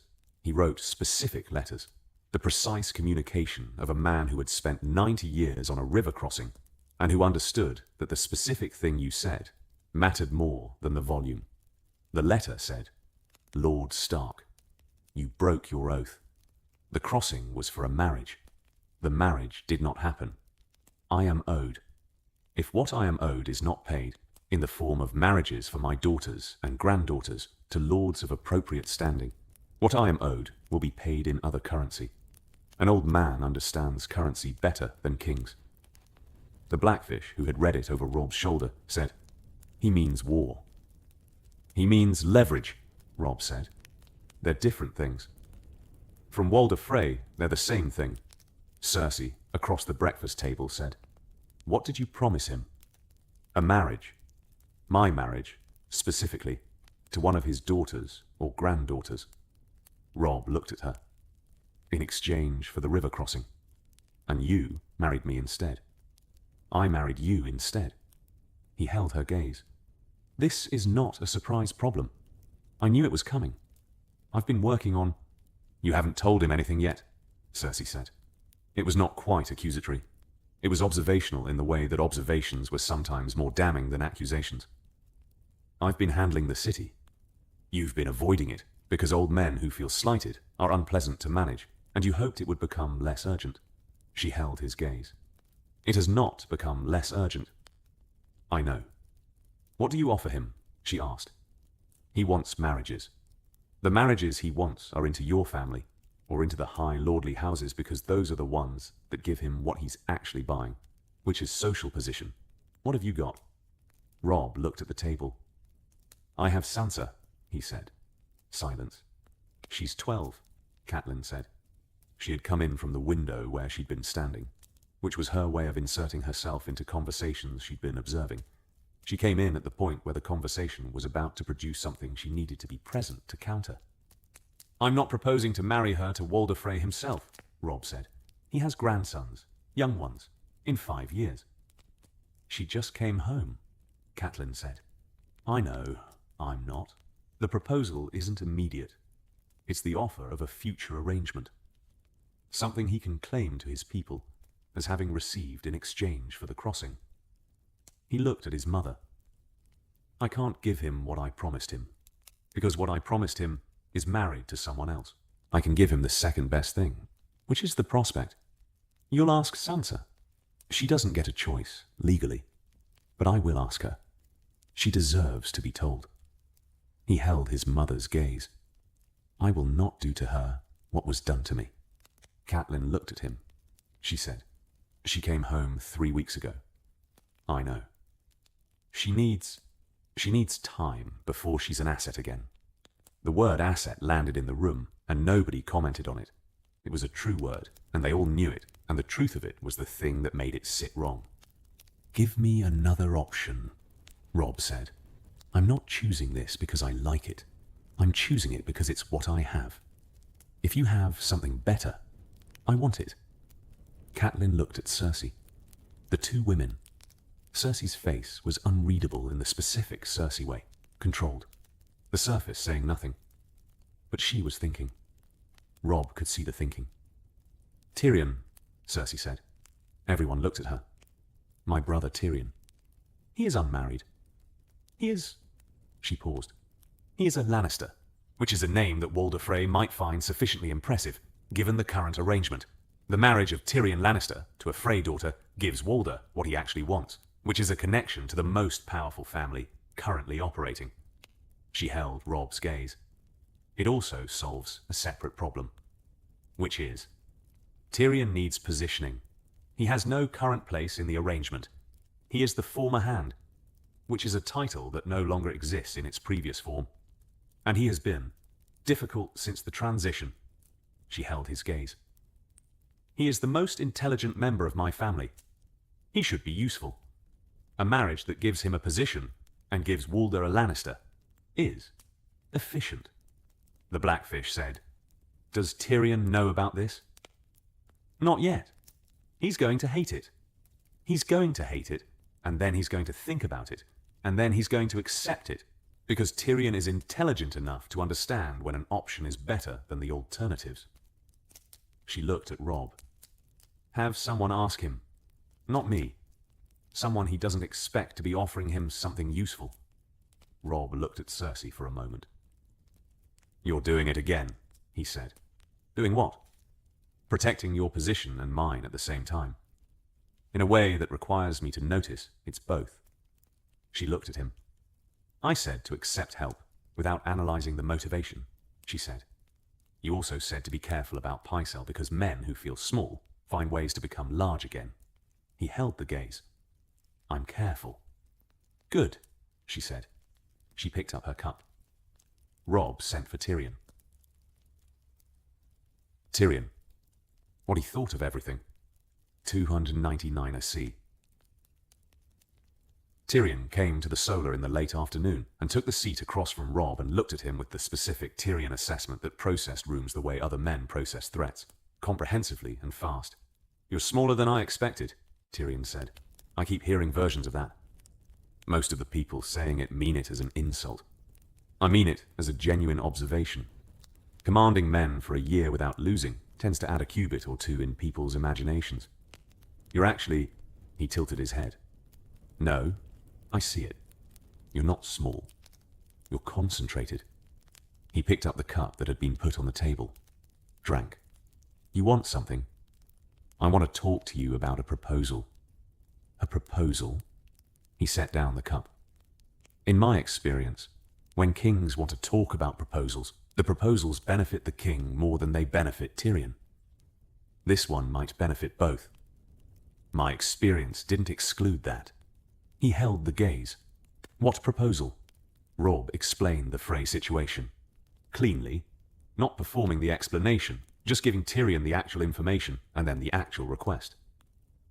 When he finished, Tyrion sat with it for a moment. "You want me to marry a Frey," Tyrion said. "A Frey of suitable age. Your choice within that." "My choice." He tested the words. "My choice of which Frey bride is genuinely mine to make. Within the age and status requirements, yes." Tyrion looked at him.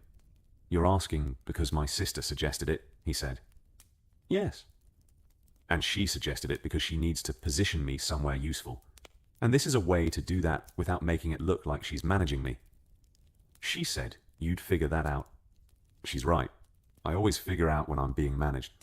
The question is whether I mind." He drank. "I won't like the woman." "You might. The Freys have a lot of daughters. Statistically, the Freys have a lot of daughters who are daughters of Walder Frey, which is a specific inheritance." He held the gaze. "You know what I am." "What are you?" "A dwarf. A Lannister dwarf, which is better than a non-Lannister dwarf, but still, in the matrimonial landscape, a challenging proposition." He held Robb's gaze. "She will hate it. She might come around. She might.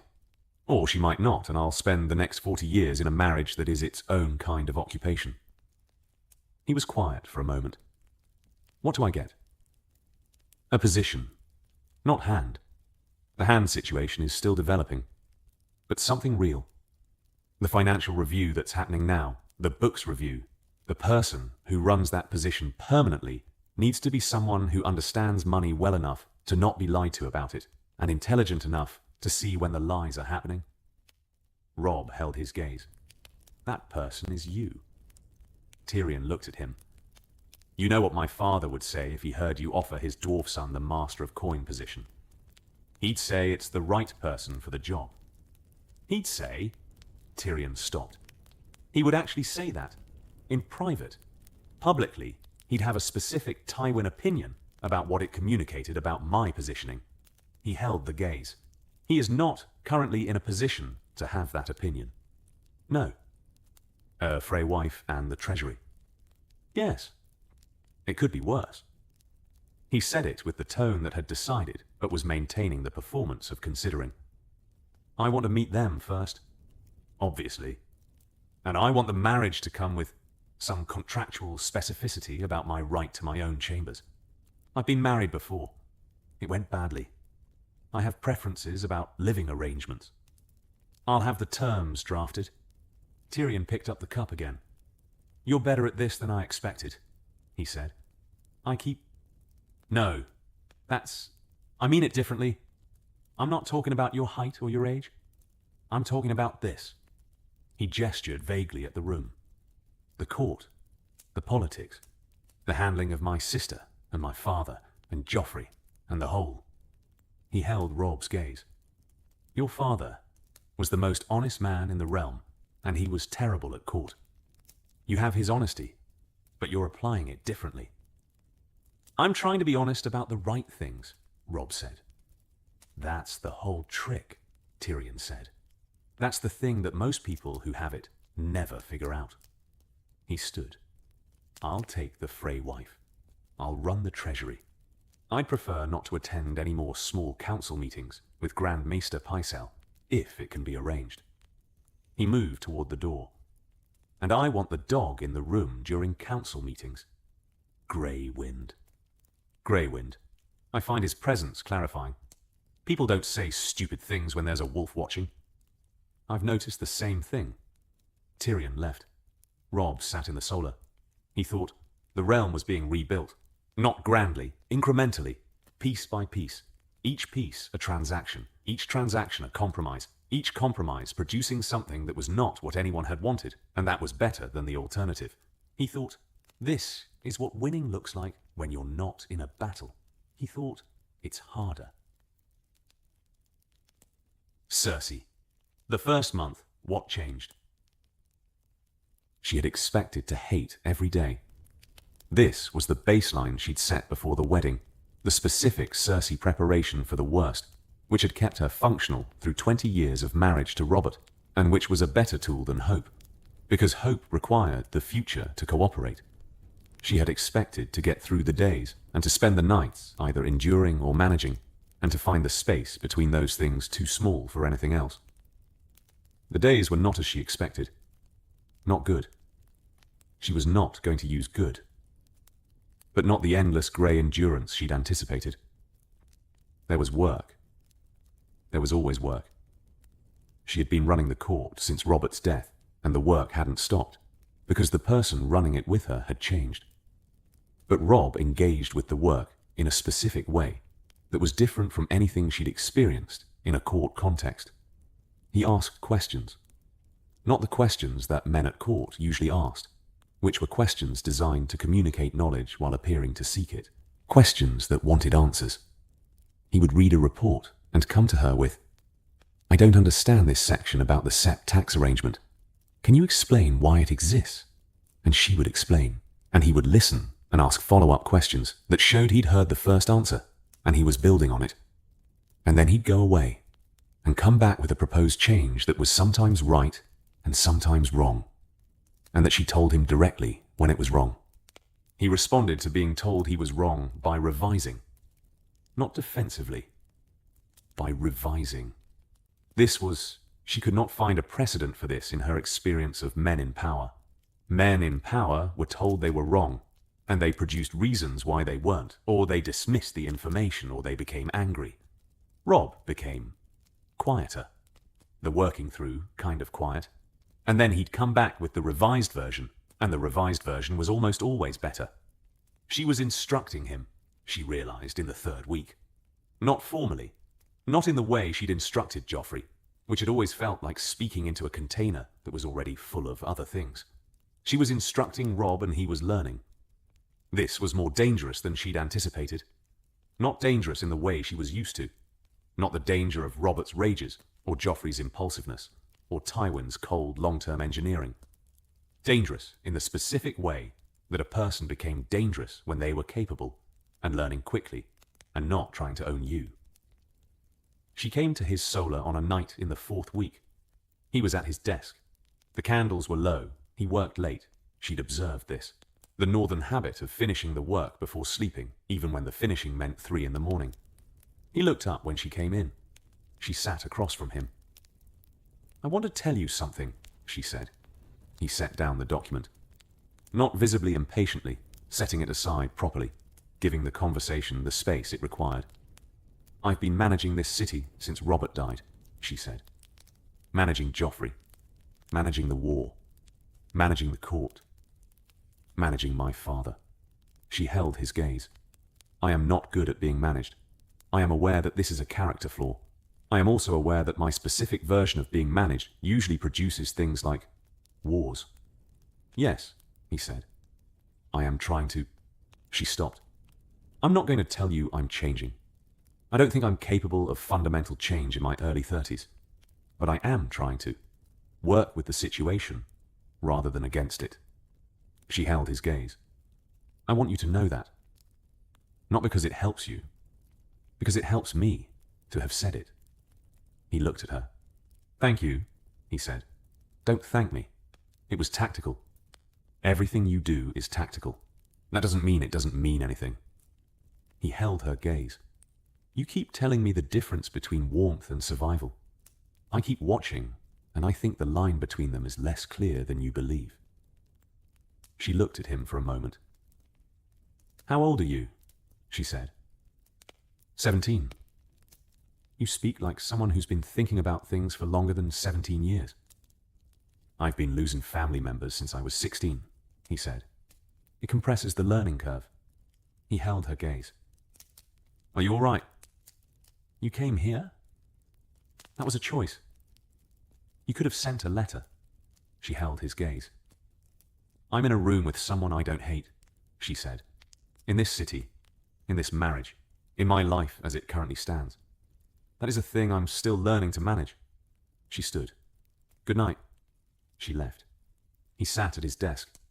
He thought, that was a thing she couldn't say in a letter. He thought, we're going to be all right. He thought, not easily, and not soon, but all right. Stannis. The problem that didn't submit. 299 AC. Stannis Baratheon did not attend the wedding. He did not attend the wedding because he was on Dragonstone and he had not submitted to the new arrangement, and he had not submitted because Stannis Baratheon did not submit to arrangements he considered illegitimate. And his consideration of this specific arrangement was the specific Stannis combination of legally coherent and politically impossible. The letter he sent was short. Robb Stark has no claim to the Iron Throne. His wife's son has no legal claim to the Iron Throne. The rightful heir is Stannis Baratheon. I am willing to accept Lord Stark's surrender on terms. I will not accept an invitation to celebrate an illegitimate marriage between a northern pretender and the widow of the man whose throne I am owed. The letter had arrived before the wedding. Robb had read it. He'd filed it under ongoing problems and attended to the 57 things that needed doing that day. After the wedding, Stannis was still on Dragonstone, still did not submit, still had a fleet and an army and the specific Stannis quality of being entirely unmovable when he believed he was right, which was always, because Stannis never did anything he thought was wrong. Robb sat down with the Stannis problem in the second month. He's not going to submit, the Blackfish said. I know, he'll sit on Dragonstone for years if he has to. I know that too. Robb looked at the map, at Dragonstone, the island off the coast, the Targaryen fortress, the specific position that was defensible and that could be supplied from the sea, and that was, in military terms, a siege that would take 6 months minimum, and that would produce exactly the kind of continued conflict that the marriage was designed to end. What does Stannis actually want? Silence, not the throne, Robb said. I mean, he wants the throne. But what does he want that the throne represents? What is the throne to Stannis? The Blackfish considered. Acknowledgement, right? Robb held the gaze. Stannis has spent his whole life being right about things and not being acknowledged for being right. Renly got Storm's End. Robert got the throne. Cersei got away with it for years, while Stannis knew and couldn't prove it. He looked at the map. He's not refusing to submit because he thinks he can win. He's refusing to submit because submitting is admitting that being right doesn't matter. That's a complicated problem, the Blackfish said. It's a simple problem, Cersei said. She was at the table, which she was often now, the specific integration of the past 2 months producing a war council that was genuinely what it had not been when Robb arrived, which was functional. The simple solution is to give Stannis an acknowledgement that doesn't cost anything real. Acknowledge his claim, Robb said. Acknowledge his legitimacy as the heir to Robert's throne, if Robert's throne is what we were measuring. Which it is. The argument that Joffrey is illegitimate, which Stannis has been making for a year, is legally correct. Stannis was right. She held Robb's gaze. Give him that in writing. Give him the formal acknowledgement that he was right in a document signed by me as Robert's widow and by Robb as the current ruling power. That acknowledges his claim, the Blackfish said. It acknowledges that his argument was correct. It doesn't give him the throne. She held the table's attention. The throne is not currently available to be given to Stannis, because the throne is currently held by Joffrey, who my father is managing. The question of what happens to the throne when Joffrey is done with it, whether by death, abdication, or some other circumstance, is a succession question that we can address separately. She held Robb's gaze. But Stannis sitting on Dragonstone refusing to submit is costing us the eastern shipping lanes and the goodwill of the Stormlands, which are legitimate Baratheon territory, and which have lords who are waiting to see which way this goes. Robb looked at the map for a long time. Draft the letter, he said. I'll review it. You'll review it because you don't trust my drafting. I'll review it because I want to understand what I'm signing. She held his gaze for a moment. I'll have it in an hour, she said. The letter went to Dragonstone by Raven. It took 3 weeks for a response. In those 3 weeks, Robb heard from the Stormlands lords, 6 of them, in sequence testing the ground. He responded to each with the specific formulation he developed. Their loyalty to the Baratheon line was acknowledged and honored. Their support for the current arrangement was requested. Their own positions were secure. Stannis' response was not enthusiastic. It was also not a refusal. I will accept the acknowledgement of my claim as correct. I will not submit to Robb Stark's governance as king. I will accept a position of suspended status, neither in support nor in rebellion, until the succession question is resolved. I retain my fleet and my castle. I expect the Stormlands lords' loyalty to their Lord Paramount to be respected. Robb, read it. That's not submission, the Blackfish said. No, it's a ceasefire. Robb held the letter. He's not going to come for us. He's not going to support us. He's going to sit on Dragonstone and wait for the arrangement to change. He set the letter down. That's the best Stannis ever gives. I'll take it. The Stormlands lords. Follow Stannis into a ceasefire. They're not hostile and they're not ours. That's the neutral position I can work with. He held the gaze. Stannis is right about his claim. He'll always be right about his claim. The claim is correct, and the throne isn't his, and those are both true, and we're all going to have to live with both being true. Stannis won't accept that forever, Cersei said. No, but forever isn't the plan. The plan is for long enough. Robb held her gaze. 5 years. Give me 5 years of building something worth having, and then the Stannis question becomes what it was always going to become. A negotiation between two parties who both have something the other needs. You're planning for years ahead. I'm planning for what's next, Robb said. What's next happens to be years ahead. Catelyn. What she watched. 299 year 300 AC. Catelyn stayed in King's Landing for 4 months. She had planned to stay 2 weeks, long enough to settle the initial household, long enough to know that Robb was functioning in the court, long enough to satisfy herself about the specific question she'd been carrying since the wedding, which was, will this work? 4 months. She watched. She watched Robb manage Joffrey with the specific patience of a man who had decided that patience was a tactic rather than a virtue, and who was deploying it with the same deliberateness he deployed everything. She watched him get it wrong sometimes. The specific wrongness of a 17-year-old learning statecraft in real time, which was a different kind of wrong from the wrongness of someone who didn't know what they were doing. Robb knew what he was doing. He was also learning the specific gap between knowing and executing. She watched Cersei. This was the thing she hadn't expected, the watching of Cersei that produced something other than the thing she had been prepared to watch. She had come to King's Landing prepared to watch Cersei undermine Robb, to watch the specific Lannister machinery of self-interest grind the Stark marriage into usefulness for the Lannisters and cost for the Starks. She had come prepared to intervene. Cersei was not undermining Robb. She was not sure how to describe it. Not supporting, not in the way that word implied warmth or investment, but not undermining. Advising in the cold, specific way that people advised when the advisee's success was their own success. Correcting when correction was warranted. Protecting in the specific territorial way that Cersei protected things that were hers. Robb was not hers, but the arrangement was. And Cersei protected the arrangement. Catelyn watched this and found it not comforting, more complicated than comforting. The specific, complicated feeling of watching your child in the hands of a person you don't trust, who is doing the thing correctly, which was both relief and the continued awareness that the not trusting remained. She wrote to Ned. The letters went to the wall regularly now. Robb had arranged the correspondence, the specific logistical accommodation of a son who understood that his mother needed to talk to his father, and who had made it possible without making it a production. She wrote, and Ned wrote back, and the letters were, They were not the letters of the marriage she'd had, the comfortable marriage that had been home. They were different, stripped. The specific late-life register of two people who had been through enough that the surfaces didn't require maintenance. He was proud of Robb. She could tell even through the controlled war letter phrasing, the specific compression of feeling that northern men used.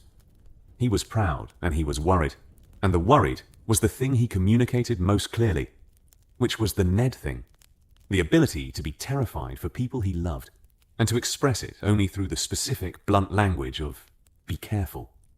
She went north after 4 months. Not because she felt the situation was handled. She wasn't sure it would ever be handled, in the specific sense of finished, but because the situation was being managed, and the managing was not something she could do better than the people already doing it. And because Winterfell was being rebuilt, and Bran was in it, and the specific North was being managed without her, and the North needed its lady back. She went to Robb Solar the morning she left. He was at his desk. Always at his desk. I'm going north, she said. I know. He looked up. I thought it would be sooner. I stayed to make sure. She held his gaze. I'm not sure. Not completely, but more sure than I was. She looked at him. Her son, 17 years old. King of the 7 kingdoms in practice, if not entirely in name. Husband to Cersei Lannister, the man who had won a war, and was now in the specific, harder work of winning the peace. You're doing well. I'm doing better than badly, he said. That's the same thing at this stage. He stood. She hugged him. The northern hug. Not the Catelyn Long version. The controlled press that communicated everything and showed nothing, and that was its own kind of love. Keep writing, she said. I will. She left. The marriage. What it became. $300 AC. Something shifted in the 5th month. Not dramatically. It was not the dramatic shift of songs, where a moment of crisis or grace produced the transformation. It was the shift that happened when two people had been occupying the same space for long enough that the occupying produced familiarity, and the familiarity produced not love. Not yet. Not in any version of the word that meant the same thing as what it meant in songs, but the adjacent thing. The thing that was what love looked like in its practical form, before it decided whether it was going to become itself or remain the adjacency. She had found him in the Godswood. The Red Keep's Godswood was not the north. It was a small thing, a courtyard garden with trees that were too young and too southern, and that had no weirwood, no heart tree, no face. But Robb had been coming here in the early mornings, and she had known this and had not asked, because the private practice of faith was not something she interfered with in others, having spent enough years having her own interfered with.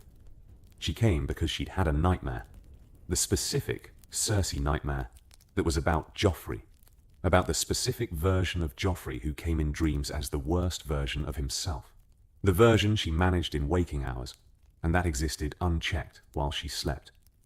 She had woken, and the room was dark and the night was long, and she had been unable to find the functional surface that she wore during the day.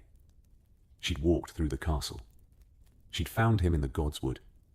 He was sitting on a stone by the pale trees that were not quite weirwoods, in the pre-dawn, in the cold. He heard her come and looked up without surprise, the grey Stark eyes in the dark, accustomed to it. You're up early, he said. I couldn't sleep. She sat on the other stone. The stones were cold. She wrapped her cloak tighter. Is this a religious thing?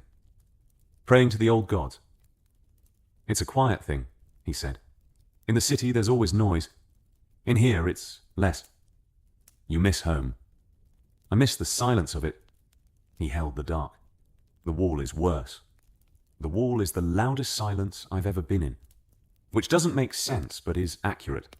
There's a specific quiet that the North has that isn't the absence of noise. It's the presence of something else. He looked at the pale trees. The old gods. I don't know if they're real. I know the feeling of them is real. She looked at the trees. I had a nightmare, she said. He didn't ask what it was about.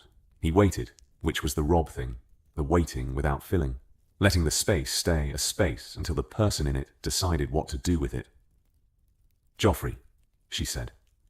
The version I try not to think about. The worst version. Yes.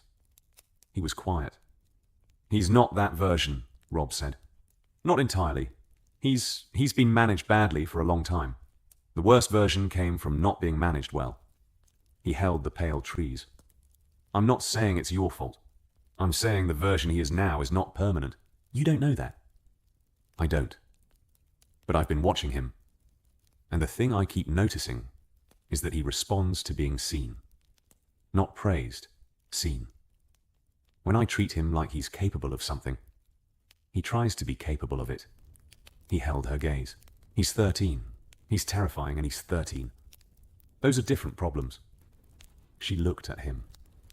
In the pale, pre-dawn light, in the cold godswood, he looked young. He was young. She kept forgetting how young he was because his manner was not the manner of young. And then moments like this arrived, and the 17 years were visible. You're going to be a good king, she said. I'm going to be a better king than I currently am, he said. That's the best I'll commit to. She almost smiled. She did smile. It was brief. The Cersei smile. The one that existed, and then was managed, and then was gone. But it had existed. He saw it.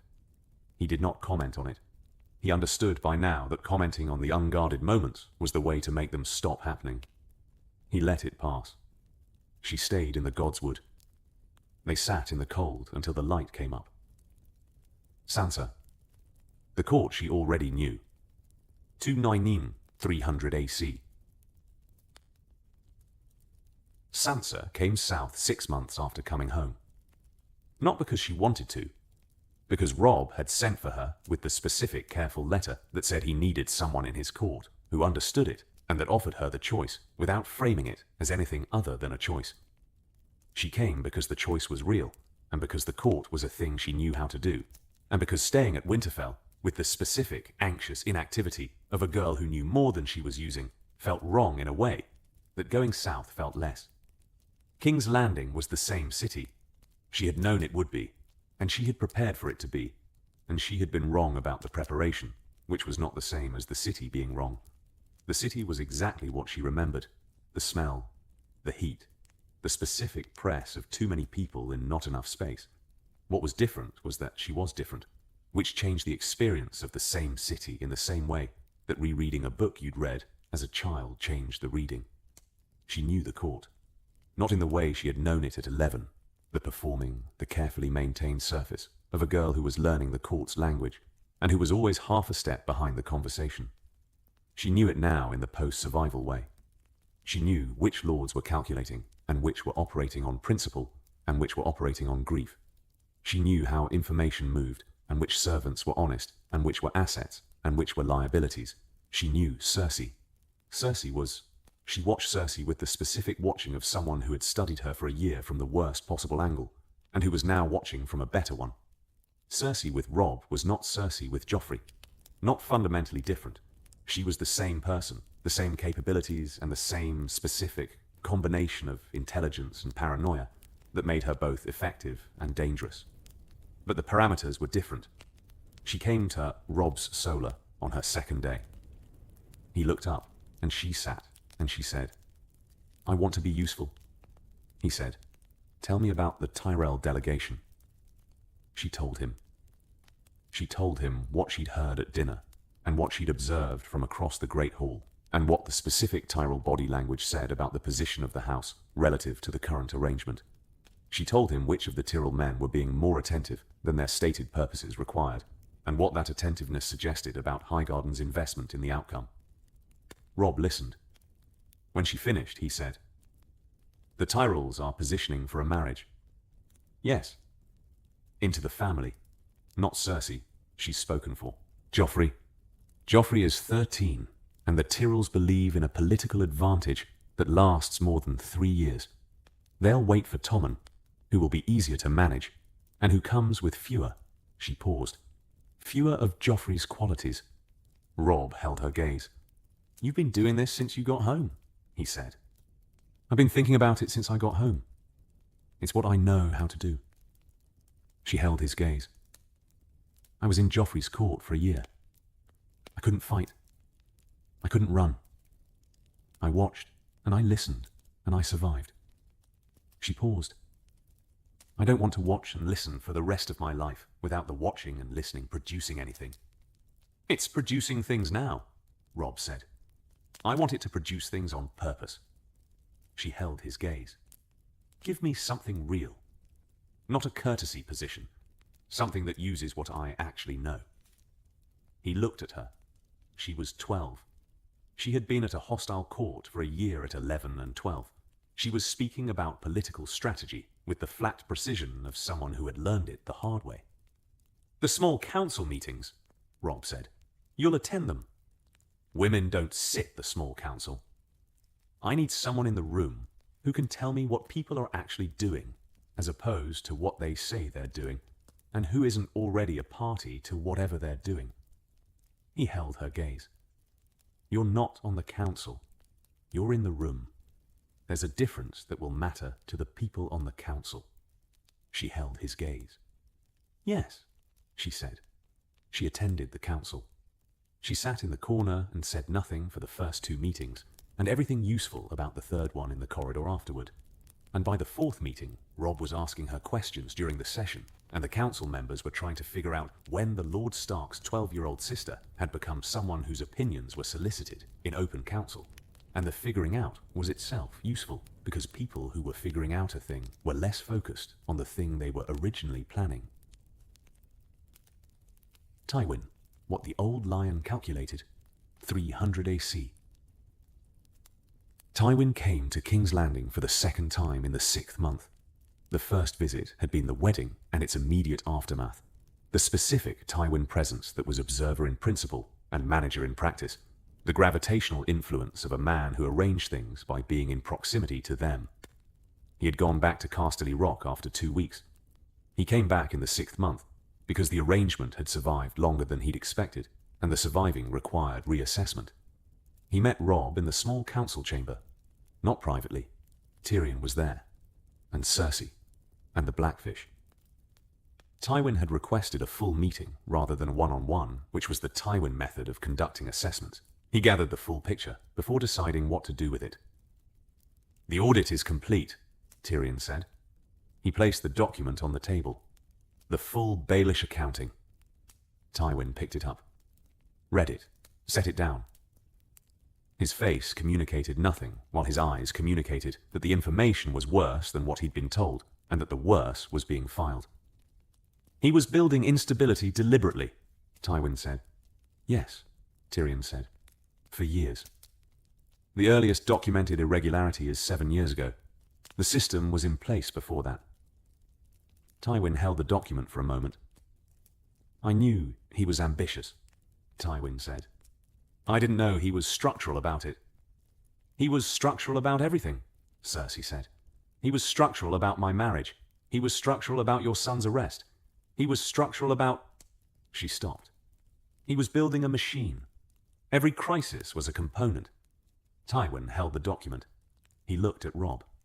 The exile is clean, he asked. The trial produced banishment, Robb said. He's in Essos. Whether he comes back is between him and the specific difficulty of the journey. He'll come back. Maybe. In 10 years, when the specific leverage he was holding has expired. He held Tywin's gaze. By then, the arrangement will be more established. You're confident. I'm not confident. I'm committed. He held the gaze. Confidence is for situations where the outcome is predictable. This isn't predictable. What it is, what we can make it, is stable. Stable and predictable are different. Tywin looked at his daughter. Cersei held his gaze with the specific expression she had when she was in a room with her father and performing the version of herself that he understood while being the other version. He's managing it, Tywin said to her. I know. Better than I expected. I told you, she said. You told me he was intelligent. I inferred the rest. Tywin held Robb's gaze, the hand position, The Blackfish is. I've read his record. He's a Tully. He has Tully qualities, which are operational rather than strategic. He runs things, Robb said, which is what the Hand is for. The Hand is for governing, Tywin said. Governing requires both operational and strategic capability. Then advise him, Robb said. Tywin looked at him. I'm not inviting you to the small council, Robb said. Your presence in the council produces the political problem that your presence produces, which is every Northern Lord questioning whether the arrangement is a Lannister capture in a Stark frame. He held the gaze. But you advise the council through the Blackfish, and through Cersei, and through Tyrion, which you've been doing since the wedding. I'm asking you to keep doing it. Tywin held his gaze. You're making use of me without acknowledging the use, Tywin said. You're making use of me without acknowledging the use, Robb said. I'm 17, and I've won 3 wars, and I'm managing your family's political crisis. You're managing me in the direction of the Lannister position. We're both doing it. I'm suggesting we be clear about it in private. Tywin looked at him for a long time. The throne room, the small council, the specific geography of power that Tywin had been shaping for 40 years and that was currently being shaped by a teenager from Winterfell who had grown up in it for 8 months and who had mapped it with the specific, hungry attention of a man who had arrived with insufficient knowledge and who had decided that insufficient was temporary. You have your mother's mind, Tywin said. I keep being told that. It's not an insult. I know. He held the gaze. The arrangement works if we both commit to it working. Neither of us wants the alternative. I'll work with you in the specific way that the arrangement requires. I'll also tell you when I think you're wrong. I'm rarely wrong. You were wrong about the Blackwater, Robb said. The arithmetic you gave my campaign about the fleet dispositions was based on intelligence that proved to be incomplete. I know. I'm not blaming you. I'm saying you were wrong about something once, and I don't think you were wrong about everything else. And the combination means I can work with your counsel, because your counsel is usually right, and I'll tell you when it isn't. He held the gaze. Can you work with that? A long moment. Yes, Tywin said. It was the thing Tywin Lannister said when the calculation was done, and the result was clear. Not an expression of satisfaction or warmth, an operational commitment. The most honest thing Tywin said. The Reckoning. What threatened the arrangement. 300 AC. Littlefinger moved in the 7th month. It was not dramatic. Littlefinger's moves were never dramatic. They were the moves of a man who operated through other people and whose methods were visible only after the fact, when the damage was done, and the hand that had arranged it was already holding a different card. The specific move was this: a letter sent to Joffrey from a source Robb had not identified, containing a copy of a document that had been in the council archives. The document was the lineage book, the book Jon Arryn had been studying, the book that showed the Baratheon bloodline. The letter accompanying the document said, "The man your mother married is not what he claims to be. Ask him about the Lannister children. Ask your mother about your father." Joffrey was 13. He came to the throne room with the letter and the book and the specific 13-year-old energy of someone who has been handed a weapon they don't fully understand and who intends to use it anyway. The throne room had the court in it when Joffrey arrived. He had not timed his arrival for privacy. This was either his anger or his inexperience, or the deliberate decision of whoever had sent the letter, who had known that a 13-year-old boy with a grievance would go directly to the most public space available. "Lord Stark," Joffrey said. Robb, who was at the foot of the dais, looked up from a conversation with Sir Adam Marbrand. The court went quiet. Cersei, across the room by the gallery, went very still. Joffrey held up the book. "My grandfather was Lord Robert Baratheon, first of his name," Joffrey said. His voice was carrying. It was always carrying when he wanted it to. His bloodline is here. In this book. Black hair, blue eyes. Every Baratheon for 300 years. He held the book. "My hair is gold. My mother's hair is gold." The book says. "Joffrey," Cersei said. from across the room. The book says, Joffrey continued, louder, my lord father told me. He told me he was my father. He told me I was his son. And you, he looked at Robb. You know this. You've known this since your father died. The secret he died for. That's what you used to negotiate this. He looked around the court. My mother's children are, Joffrey, Robb's voice. Not loud, not commanding. The specific register that Robb had developed in the months since the wedding for moments that required authority without force. The court went quiet. This is not the conversation to have in this room, Robb said.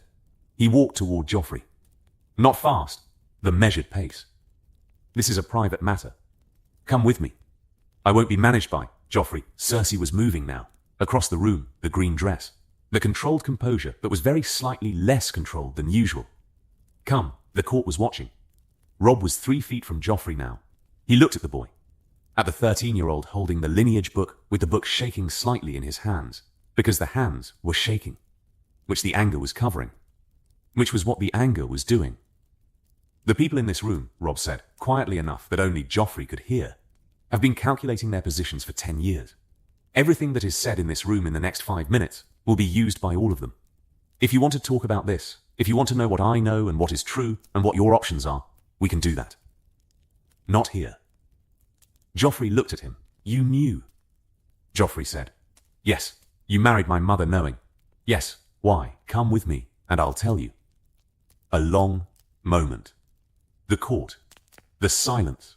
The 13-year-old boy with the shaking hands and the lineage book and the choice between the public confrontation and the private one. Joffrey went with Robb. The court breathed. Cersei came with them. In the room off the corridor, the small room, the antechamber, the kind of room that existed for exactly this. Robb sat across from Joffrey and told him what he knew. Not all of it. He had discussed with Cersei months ago what version of this truth would be available if this moment came. They had both known the moment was coming. They had both known Littlefinger was still there and still dangerous. What he told Joffrey was, the evidence existed. The lineage book was what it was. The legal question of Joffrey's parentage was a question that had been addressed in the settlement terms, which said, Joffrey's status as king was acknowledged by the parties to the settlement. The settlement superseded the lineage question. He was king because the settlement said he was king. That's a different reason than I thought, Joffrey said. Yes, Robb said. I'm king because you agreed I should be. You're king because the settlement says so, and because I honor the settlement. Joffrey held the lineage book. He looked at his mother. Cersei held his gaze without flinching. Whatever the flinching cost her, it was costing her. He could see that too. The 13-year-old reading his mother's face with the specific intensity of a child who had been reading her face for 13 years and who was good at it. Is it true? Joffrey said. To his mother.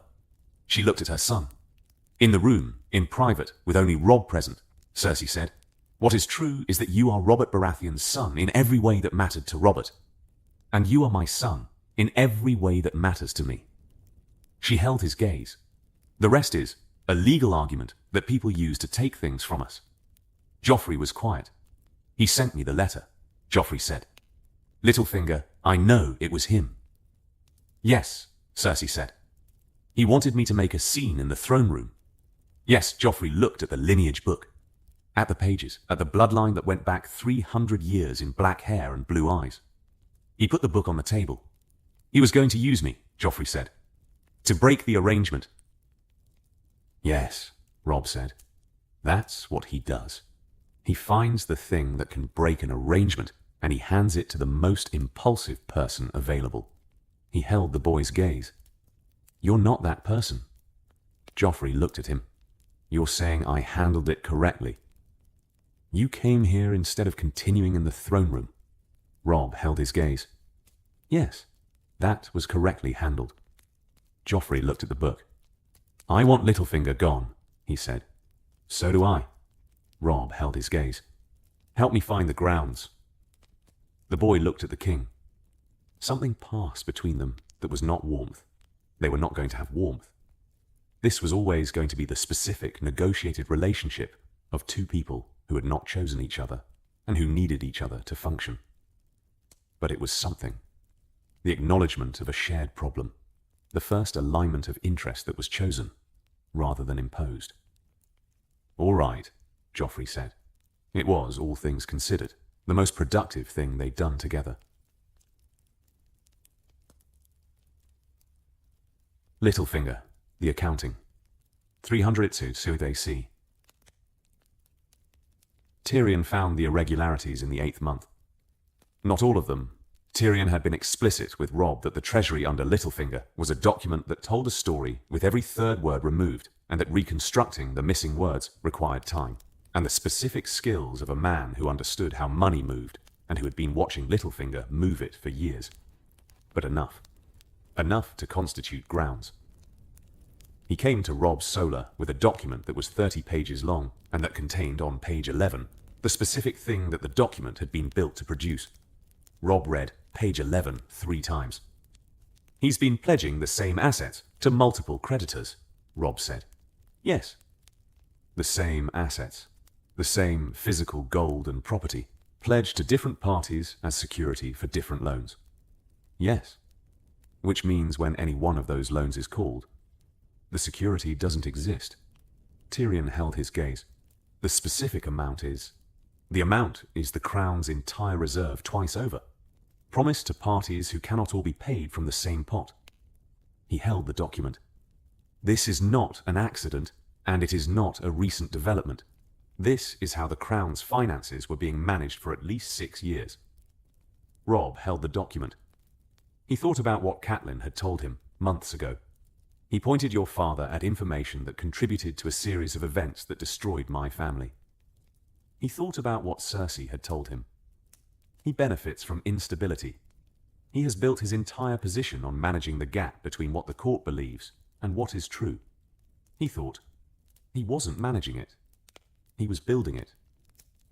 The instability was not something he benefited from incidentally. The instability was what he was constructing, deliberately, over years, so that the gap between reality and appearance was permanently controllable by the one man who understood both. "Bring it to the small council," Robb said. "It'll be public." "Yes. That's why I'm bringing it to the small council." The council meeting was the following morning. Littlefinger attended. He sat at the table and Tyrion presented the document, and the council heard the presentation, and the room was very quiet, in the way that rooms went quiet when information arrived that was both expected and worse than expected. Littlefinger held the quiet with the specific performance of a man who was processing the unexpected. He was very good at this. He had processed unexpected information for his entire career, and the processing had become a performance that was indistinguishable from genuine reaction. Robb watched his face and found nothing legible. "These are serious accusations," Littlefinger said. "These are serious documents," Tyrion said. "The documents require context that..." "The documents require context," Tyrion agreed. "I'd be happy to provide it." He flipped to page 11. "This is the pledge register for the Eastern Grain Reserves. This is the loan agreement for the Braavosi Bank. This is the secondary pledge register for the same reserves. They cannot both be correct." He held Baelish's gaze. "Explain the context." The context was not explained. Littlefinger said what men said when documents were irrefutable and the documents were in front of a room. He said things about procedure and proper review and the specific complexity of Crown finance that required specialized understanding. The council heard it. Robb looked at Tywin, who was in the observer's seat. Tywin's face was the Tywin face, but his eyes were on Littlefinger with the specific quality of a man who was watching something he had suspected for years be confirmed in a room full of witnesses, and the watching had the quality of satisfaction. "The position of Master of Coin is suspended pending full audit," Robb said. "The audit is conducted by Lord Tyrion under Crown authority. Lord Baelish is confined to his chambers during the audit." He held Baelish's gaze. "If the audit finds what the documents suggest, the full accounting will be presented to the city's justices. Lord Baelish can answer the charges there." Baelish looked at Robb. The performance was still running. The slight smile, the unruffled manner, the specific theatrical calm that was either confidence or the performance of it. But behind the performance, something was happening. The calculation, the rapid assessment of the available moves. "You've prepared this well," Baelish said. "I've had help," Robb said. Baelish looked at Cersei. at Tyrion. "The family reunion," he said. "Functional." He stood.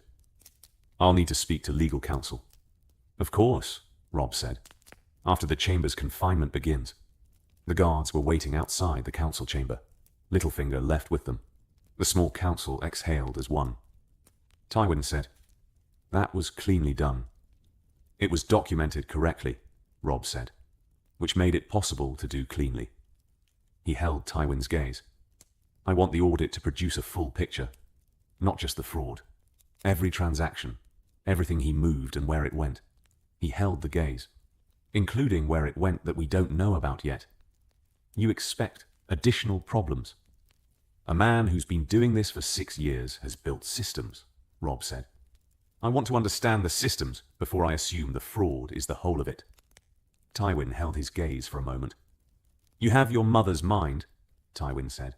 "I've been told that before. It's not an insult." "I know." Robb held his gaze. "I'll take it as a compliment." What the realm became. 300 AC. In the 9th month, the Riverlands lords submitted formally. In the 10th month, Edmure Tully was released from the Freys, the specific negotiated release that Robb had arranged as part of the broader Frey settlement, the one that included Tyrion's betrothal and the toll concessions and the specific package that Walder Frey had grudgingly accepted as the accounting for the broken promise. Edmure came home to Riverrun with the specific bearing of a man who had spent time as a guest of the Freys and who found returning to his own castle a specific and concrete pleasure. Tyrion's marriage to Keira Frey was announced in the 11th month. Keira was 19. She was, by the reports of the people who had met her, intelligent and pragmatic and not visibly miserable about the arrangement. Tyrion's assessment, delivered to Robb over supper one evening, was, "She's better than I expected." You expected Walder Frey.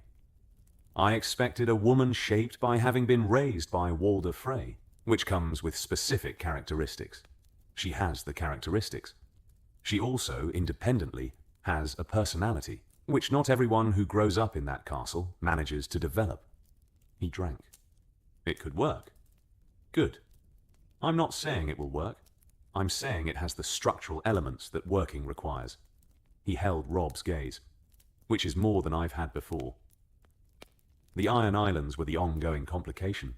Balon Greyjoy had declared himself king of the Iron Islands during the war, and had sent his fleet raiding the North's coast while Robb was in the Westerlands, and the North was managing with what it had.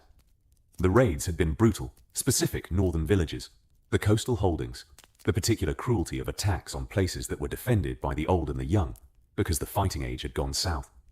Robb received this as the specific thing that it was, which was a problem he had been deferring. He had been deferring it because the war had been first, and then King's Landing had been first, and then Stannis and Littlefinger and the Frey settlement, and he had known the Iron Islands were building towards something that would need addressing, and he had not had the spare capacity. The spare capacity arrived in the 10th month when the remaining pressing problems had been not solved, but stabilized. He sat down with the Blackfish and Cersei and Tyrion and the map of the Iron Islands. "Balon won't negotiate," the Blackfish said. "I know. He never has. He tried it once with Robert, and Robert beat him, and he submitted, and then spent 10 years waiting for the chance to try again." He held Robb's gaze. "He will go to his grave as the Kraken King before he bends the knee to a northern lord who married a Lannister woman." "Then he goes to his grave," Cersei said. "The question is how he gets there." Robb looked at the map. The Iron Islands were islands. Islands required fleets. The Lannister fleet was. It had been rebuilt after the war at Tyrion's insistence and Robb's authority. Not a massive fleet, but a functional one. The Mallister ships from Seaguard. The Arbor fleet, which the Tyrells had made available as part of their own positioning. "It doesn't have to be a military operation," Tyrion said. "Or not only a military operation. The Ironborn economy depends on raiding. If the raiding stops producing results, if the coast is defended well enough that raiding becomes expensive rather than profitable, the economic pressure on Balon's position builds from inside. His captains start questioning whether the king is providing what the king is supposed to provide," Robb said, "which is the prize." Tyrion held his gaze. Ironborn captains follow kings who give them plunder. A king who keeps getting his fleet beaten against defended coasts stops giving them plunder. How long? 2 years? 3? It depends on how effectively the coast is garrisoned. Robb held the map. The north's coast being garrisoned, he said, is a benefit I would receive personally, which means the argument that this is a crown problem rather than a Stark problem is going to be made by everyone who doesn't benefit from northern coast defense. Everything about this arrangement involves you managing the difference between your Stark interests and your crown interests, Cersei said. She held his gaze. That's what being king is. Specifically that. Every day. I know. He held the map. We garrison the coast. Crown resources, which means Lannister contributions and Tyrell contributions and North contributions in proportion. I'll manage the argument. He looked at the assembled table. And I'll send a letter to Balon Greyjoy telling him what the next 3 years look like if he continues the raids. He already knows. But the telling matters. It creates a record of the offer being made before the consequences arrive. He'll refuse, the Blackfish said. He'll refuse. And then the consequences arrive, and he'll have been told they were coming, which makes the consequences legitimate rather than punitive. Robb held the gaze. I'm not interested in punishment. I'm interested in governance. Most of the difference is timing, Tyrion said. Most of it, Robb agreed. What if Robb Stark married Cersei and ended the war? He did it on paper first. Before the ceremony, before the altar, before the grey and gold compromise doublet that a Lannister tailor made look effortless. He did it in a farmhouse 3 miles from Lannisport, where the negotiating table was a farmer's table, and the terms were drafted in the smell of old bread and salt wind off the sea. He did it because the arithmetic said to, and because his mother showed him the arithmetic, and because ending the war and winning it were not the same thing, and the winning required what came after. What came after was hard. Not hard in the battle way, which was the hard that Robb understood from 16 years of Stark upbringing and a year of Riverlands campaigns. Hard in the specific governing way, which was harder, because it didn't end. Battles ended. The throne room never ended. The small council never ended. Joffrey was always going to be Joffrey, and Tywin was always going to be calculating, and Littlefinger was always going to be building something under the floor of whatever arrangement was currently standing. Cersei was complicated. She was the most complicated thing about the whole arrangement, which was saying something. She had arrived in the marriage with a lifetime of reasons to destroy it, and she had not destroyed it. Not because she was good. She was not good in the simple sense. She was never going to be good in the simple sense. But because she was intelligent enough to see that the arrangement was better than the alternative, and because something in the specific way the marriage operated was different enough from what she'd expected that the dismantling of it was not the reflex it would have been. The godswood. The pre-dawn cold. The pale trees that were not weirwoods and that were better than nothing. The conversations that happened there. Honest ones. The specific honesty that came from the absence of court and the presence of darkness, and the fact that neither of them was performing for an audience at 3 a.m. in a cold garden. The smile. The brief one, the Cersei smile that existed and was gone, that he did not comment on because commenting would stop it coming back, that came back anyway. More often, the specific fractional thaw that was not warmth, but was the ground floor of it. He was 17 years old. He was the king of the 7 kingdoms in practice, if not entirely in name. He was married to a woman he did not love and did not hate, and was beginning to understand in the specific way that understanding preceded the other things. He had his sister's home. His father was alive on the wall, writing letters that were 3 lines long and said everything necessary and nothing extra. The Ned Stark letters that had been coming to Winterfell his whole life, and that came now to King's Landing, addressed to his son, the king. The North was rebuilding.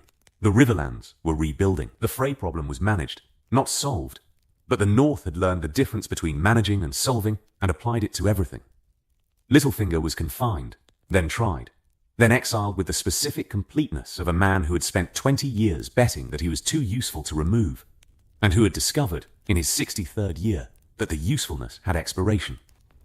Stannis sat on Dragonstone, and was right about everything, and did not have the throne, and corresponded occasionally with Davos Seaworth, who corresponded. Occasionally with Robb, which was how communication worked between men who respected each other, and had not resolved the central question between them and who were willing to live in the tension of that. Joffrey was managed, not transformed, not healed, not saved, not the story where the bad child was given good influences and became a good man. Managed, given tournaments he could win, and decisions he could feel proud of, and the specific 17-year-old patience of a stepfather who had been told that seen was better than praised, and who saw. The realm was not healed. It was not supposed to be healed in a year. It was supposed to be held. And the holding, the specific daily holding, the attending to the next thing, and the next thing, and the next thing that was kingship in practice, rather than in theory, the holding was happening. Robb Stark had won the war by fighting it. He was winning the peace by staying at his desk. The peace was harder. That was how you knew it was the right work.